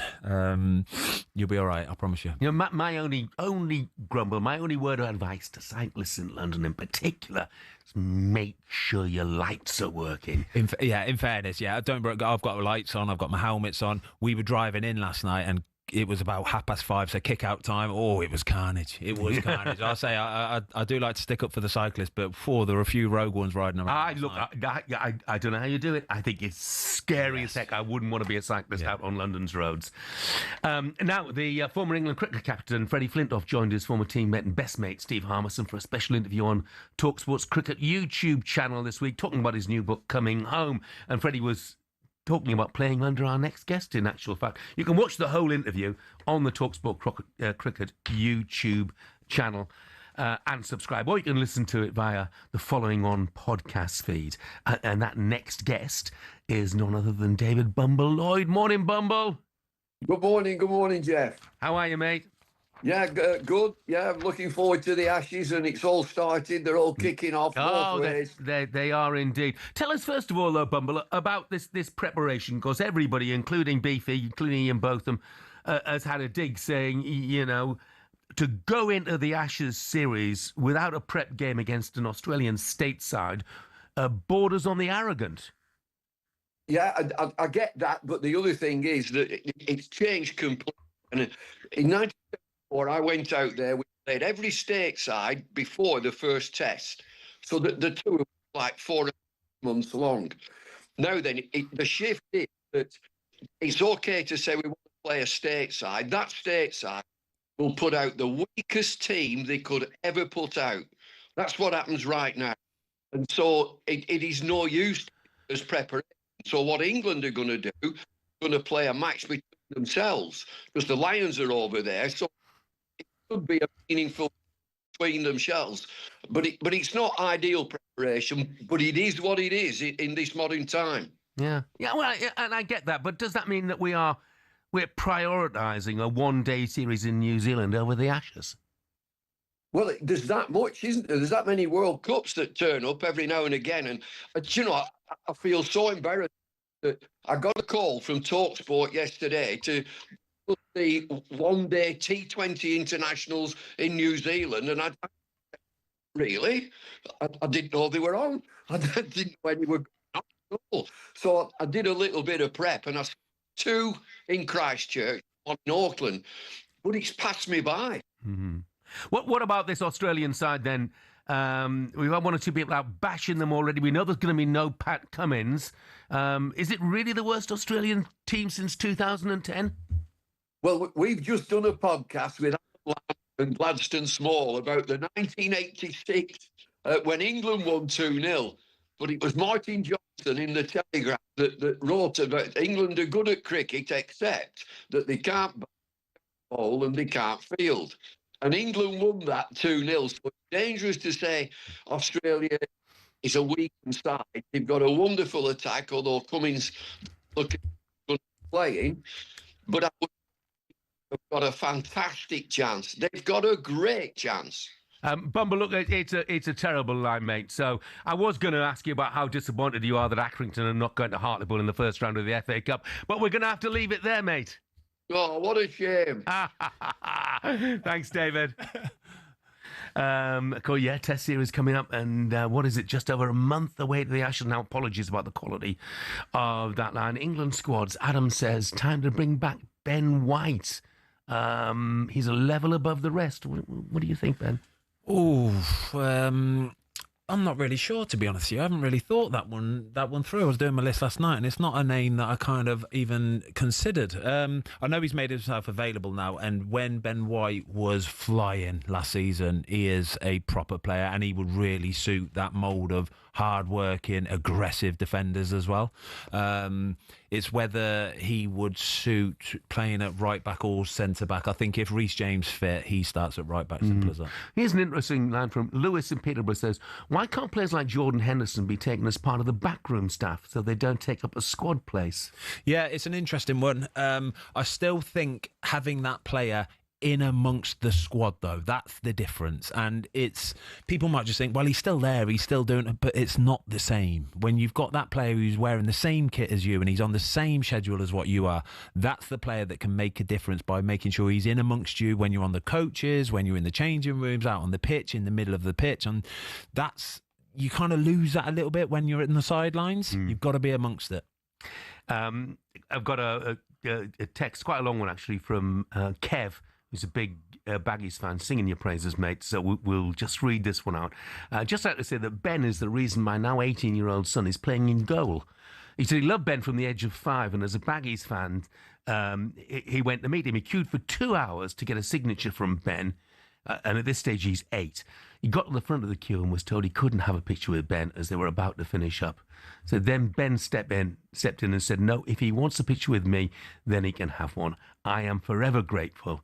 And now he's still playing in goal at the age of 18. Oh. True legend of the Baggies, says Kev. So there you I do love the Baggies. Best years of my career was spent at West Brom. Love that football. Yeah, was that the most games you played for anybody? Yeah, it was basically 2012 was when I signed for them. So between the years of 2010 to 2020, I think I was in the top 3 for most Premier League appearances, I think, behind James Milner, Jordan Henderson. Just solid playing for West Brom. Who were the managers in those days? So when I signed, it was Roy Hodgson when I first took over, and then he got the England job. Yeah. So we left from there. We had a few of Steve Clark along the way, Tony Pulis. Love Tony Pulis. Proper. Yeah. He didn't want you to play it out short from the back, did he? That's for sure. No, he did not. I tell you what, he's an awful actor, though. Have you seen him on these? They're brilliant. On the Just Eat advert. Him and Sam and Alan Pardew. Brilliant. They're absolutely they're fantastic. They really are. Coming up, we're joined live by Ben's former teammate, now the Plymouth manager, of course, Tom Cleverley. That's next. And if you want to have your say on whether Jordan Henderson should be on the plane going to the States, I think he will be. Give us a call, 03717 22 3344.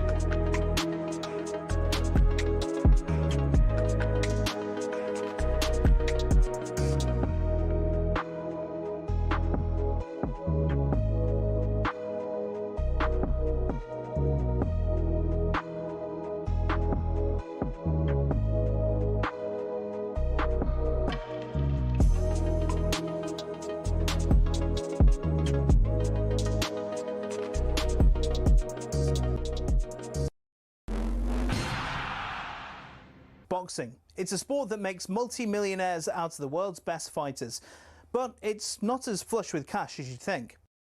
We all see how much the likes of Tyson Fury or Canelo Alvarez make every fight, but that's not the case for those just starting out, or those who aren't even at that level. For example, if you've just turned pro and don't have a promoter, you have to sell your own tickets, cover the cost of the venue yourself, and pay the tax man at the end of it. You might not even break even, but if you do, you're looking at 5 to 10 grand max. A mid-tier fighter might make more like 10 to 50 grand, but you still have to give up half of that in costs. So unless you're fighting for a world title, it's tough to make money. One potential way of doing it, though, is being a journeyman. Here's former European champion talkSPORT's Spencer Oliver explaining how that could work. They want to fight every week, and they can be going in against the prospects, so they can demand good money, and they might be demanding like 5 grand, 10 grand for a 6-rounder or something because they're going in with a prospect. He gets through that, the journeyman gets through that fight, and he can fight again next week. I mean, even so, it's not much, and you're getting punched in the face for a job. It's only really at the top level, i.e. fighting for titles, where you're earning up to 6 figures and can afford a diamond chain or that Ferrari. So boxing isn't a sport that allows you to retire at 40 and live a life of luxury. Much like a lot of other sports and jobs in general, it takes an awful lot of luck quite early in your career to really make it worth your while.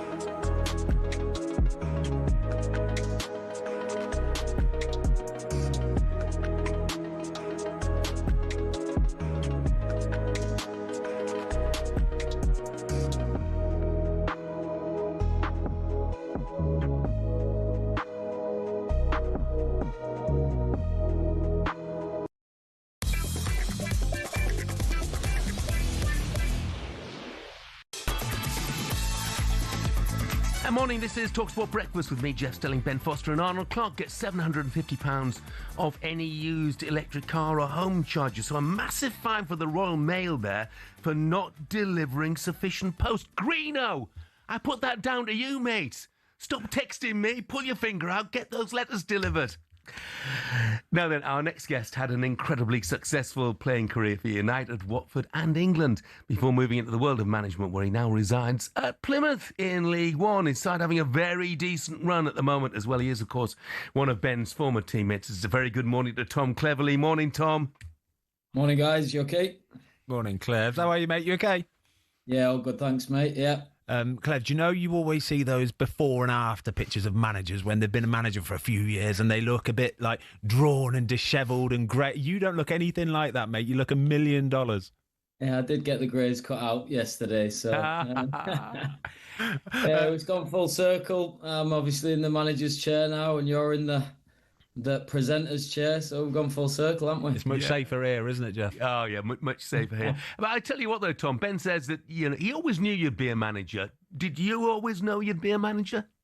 Yeah, I think especially into my late 20s when I felt at Watford it was a changing room that needed a bit of direction and guidance, and I enjoyed that responsibility. I like to see football from everyone's perspective, and in the middle of the park you can do that fairly well, and yeah, it was something I'm passionate about, especially helping young players as well. So it's I did predict this one, and just happy it's all happened fairly quickly.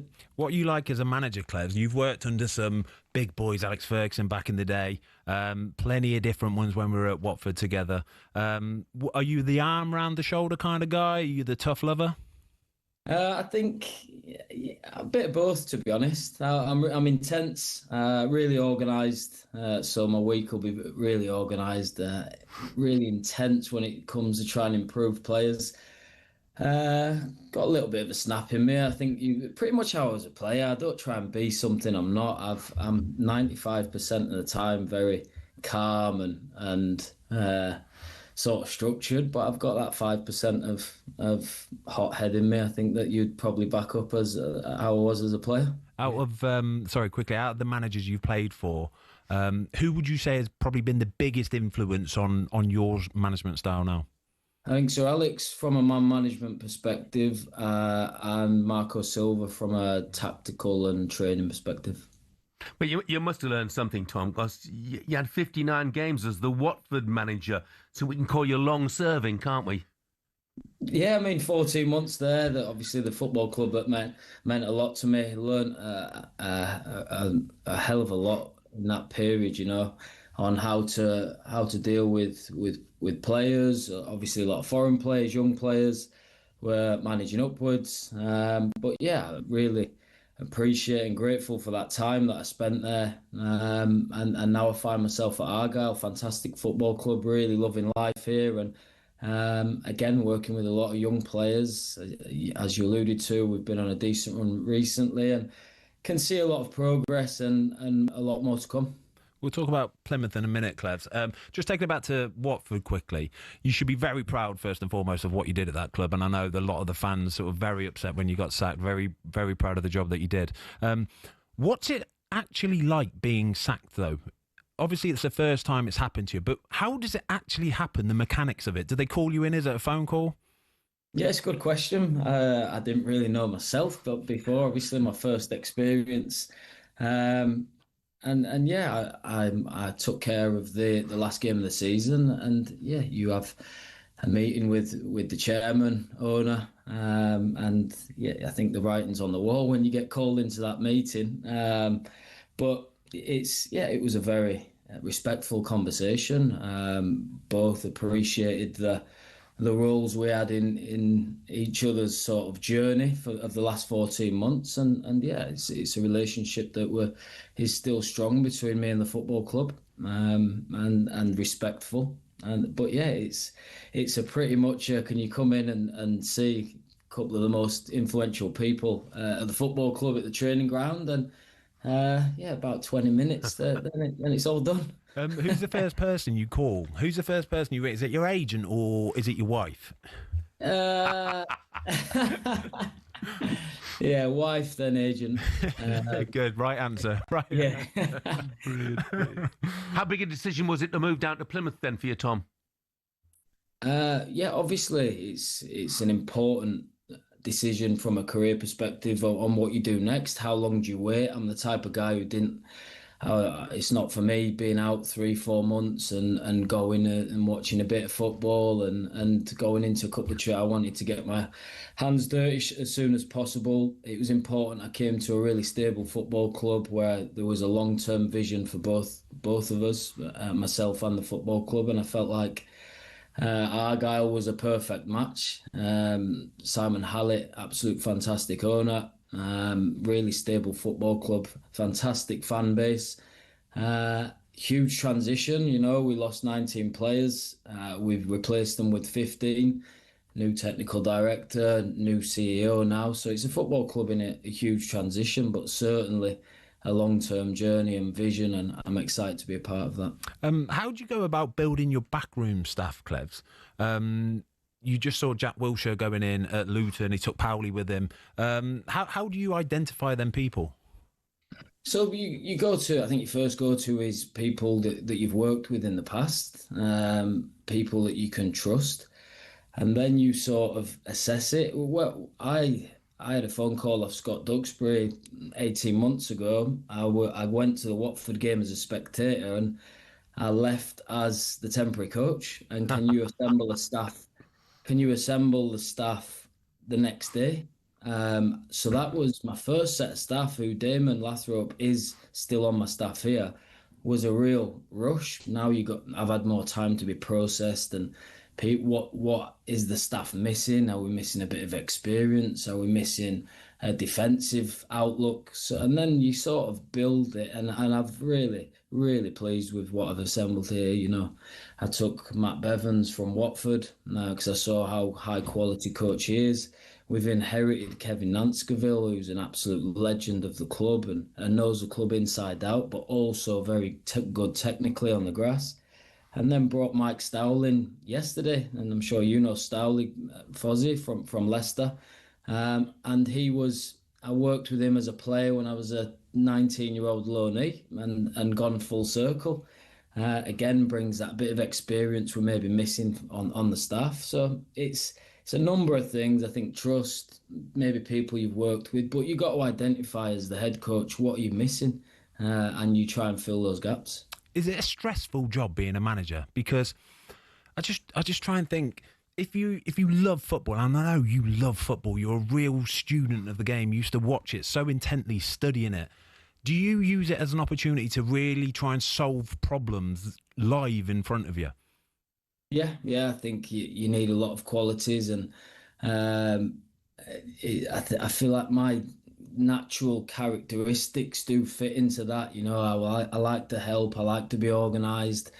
I get real rewards out of developing people, players, but it is stressful, when you shoulder a large proportion of the responsibility, whether it goes right or wrong, and you end up doing a couple of things that maybe out of character. I got sent off at Luton a few weeks ago that I learned from, and that stress does get to you now and again, and maybe people who you think are calm-natured are a bit more angry than you'd expect. I'm sure Wilsh will be the same.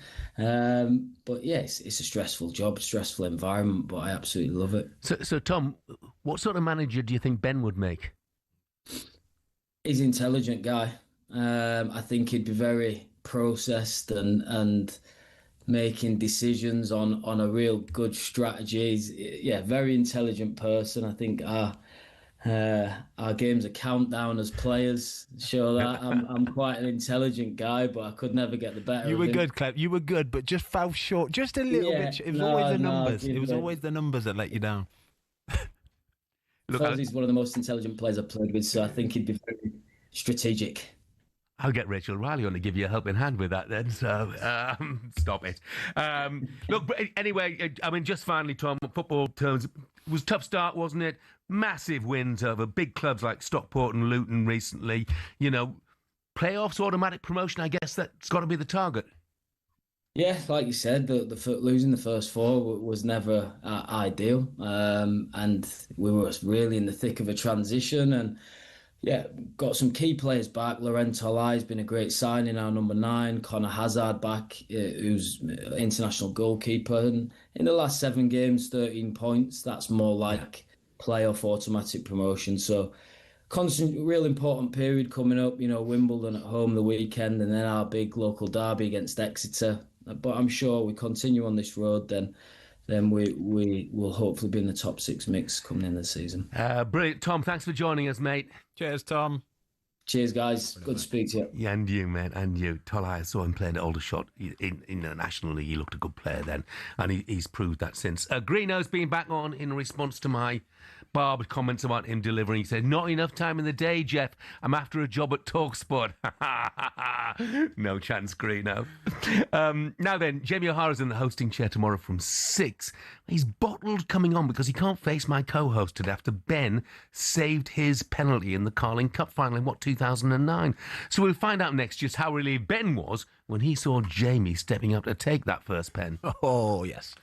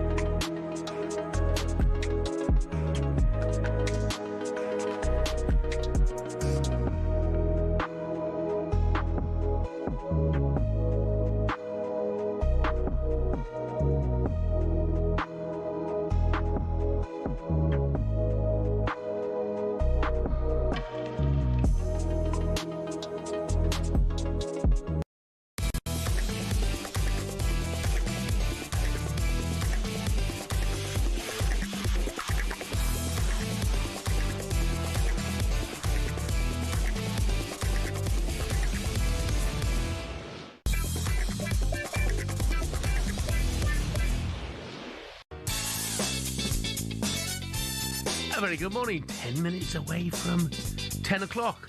This is talkSPORT Breakfast. I'm just saying Ben Foster's with me. Flown past, hasn't it? Flew by. Yeah, goes so by. quickly. Honestly, mate, goes so quickly.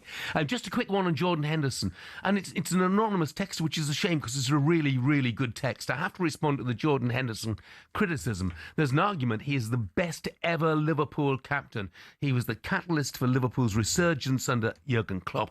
He demands tremendous standards from his teammates and has footballing qualities and intelligence that make him an absolute winner. It's nice to put both sides of the argument. Hard to disagree with that, really. You know, absolutely. I mean, he is definitely an example to a lot of players, isn't he? Totally agree. Totally agree. Actually, got Ben Foster alongside me this morning. He said today Jordan has to be in that squad for the World Cup. 03717 223344 is the number to ring. Benny's a Sunderland fan. He's called. Morning, Benny. Hi, morning. How are you, chaps? Lovely show. Yeah, really good. Thanks, Benny. So what do you think, Benny? Jordan Henderson?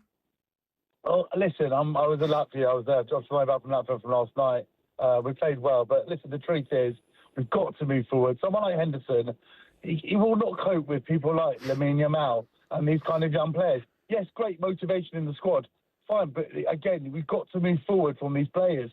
You can't have people like Henderson in the squad. We've got such great depth and quality within our squad now, Ben Foster. You need to realise that, yeah, motivation is great. You've got a whole backroom staff team for that. But we've got to take quality, not someone that's just going to clap their hands and say, come on, lads. I understand the motivation side of it, but if you're going to bring him on, you want to bring on quality and people to compete with the Brazilians, the Argentinians, the Germans, all these big teams. You can't have someone who's within their mid-30s. They're not going to be able to cope with a world-class midfielder battling against them. And then we're never going to win it. This is the problem. We've got to move forward now. Bring the young kids that we've got. We've got a fantastic squad now. And Tuchel's got a great choice for depth to choose. But you can't rely... Oh, it's just about... Cut off in his prime, but we got the point. I get the point, and I agree to an extent with what he's saying. I do. I understand that. We have got a massive dearth of talent. It's what an exciting era we live in. Great, fantastic attacking options. But you still need that experience behind the scenes, and that's all I'm talking about. I'm not talking about Jordan Henderson starting for England in that 11 when the World Cup comes around. I'm talking about the day-to-day, when you're in camp, when you're out there in America, in Mexico, wherever you are. You need to have the experienced players. They're the father figures of the team. You've got a Harry Kane who's got the experience. You need somebody alongside it as well. Jordan Henderson offers that. Yeah, and he's more than holding his own in the Premier League for Brentford at the moment. But Benny feels passionate about it and made the point very well indeed. Right, it's time now to turn the clock back to 2009. No need to worry, baby, are you down, down, down, down? Smile from Giggs, will it be a smile from Jamie O'Hara, who was in tears when he missed out on a place in the squad for the Carling Cup final last season? He has to give Ben Foster his first test, and the goalkeeper saves it! You see, that is football. Why did you took in the first place? And Anderson does it!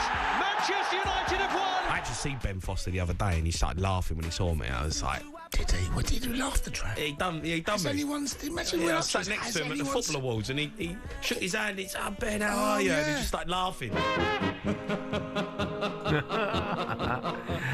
I mean, look, I would say, first of all, Jimmy O'Hara had the bottle to stand up and take that penalty. He'd come on as a substitute in that game, and he had the bottle to take the spot kick. Darren Bent didn't, by the way.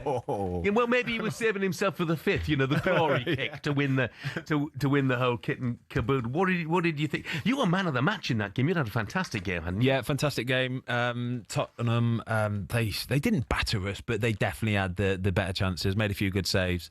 It would have been really interesting to know whether Jamie asked to go up first or whether he was told to go up first. There's a big difference. What do you think? I get the impression that he was told to go up first. It was quite, at the time, it was kind of groundbreaking. I had it on an iPad. So you see Jordan Pickford these days, he's got them all on his bottle, all laminated, all nicely. We had them on an iPad, and it was around the time that Apple and iPhones and iPads were all coming out. So I had the penalty takers, I had where they were likely to go. And I think it actually did say to to my left for Jamie O'Hara. So I kind of stood big as long as I possibly could. And I think that first penalty is so nervy. It is. It's a horror. I'd much rather be the goalkeeper in a penalty shootout than be a penalty taker, especially the first one as well. But yeah, stood up, made the save to my left. Some say I might have read him like a book, to be perfectly honest, but got us off to a good start. And then David Bentley took the next penalty. Blind leading the blind, if you ask me. He missed his penalty, dragged it off to the right, and that was it. The rest is history. Not too shabby a side you had that day. Rio and Ronaldo and Scholes, Tevez. And actually, you look at the other side there, Luka Modric as well, and Ledley and Bentley, and of course Jamie O'Hara as well. Penalty shootouts, though, for a goalkeeper, sort of no-lose situation, aren't they? Really? No lose situation. I used to love them. I did. I really loved them. I think I've around the top of Premier League penalty savers. There's a real science behind it. There genuinely is. We used to do a lot of research looking at the likely penalty takers, and we'd really analyse their run-up, what they would look at, the way that they... But you had O'Hara down as a likely penalty taker. Incredibly, because I think he had taken a few that season already, and we had got footage of it anyway. But there's a real science, honestly, the way that they plant their foot, the way their body shape, is it open? Can they open their hips up to put it in a corner? Are they too closed off? I do. I love it. I love penalties. Brilliant. It was a great triumph for you. But it's Jamie and Gabby tomorrow. You played against Gabby, you must have done. Played against Gabby as well. Do you know what? In fairness to Gabby was an absolute handful. Honestly, he was an absolute... Well, he still is in the studio. Yeah, I'll say tomorrow, we said about blind leading the blind tomorrow. Wow. He was an absolute handful, Gabby was. Great lad, though. I absolutely love him to bits. And when you were playing against him on a Saturday afternoon, you knew he was there because he would never stop running. Honest as a day. Really good lad. Obvious question. Do you miss the playing days? No, God, no. Gosh, no. I think when you, as a goalkeeper especially as well, I retired at 40 years old, and it's a good innings for a footballer, for a goalkeeper. But when you get to that age, your body really does start to hurt. And it's this time of year now where it's just starting to get cold and it's wet and it's damp. And that first few dives onto the ground, Jeff, oh gosh, and your bones are creaking and cracking and your tendons are tight. Oh, I don't miss it at all. Hey, I tell you think your body hurts at 40. Well, you get to my age, mate, I'll tell you. Then you'll know how much your body hurts. If I'm looking like you at your age, then I'll be happy. Oh, thanks, mate. Look, I've really enjoyed it. Hope you have. I have. It's been incredible. 4 hours has absolutely flown by. You going to come back again? Would love to. Absolutely. We'd love to have you back. Brilliant stuff. Ben Foster, ladies and gentlemen, been fantastic company this morning. Don't forget, tomorrow morning, Jamie O'Hara and Gabby Bonhall coming up next. It's Jim White, Simon Jordan and Danny Murphy. I'm back on Monday.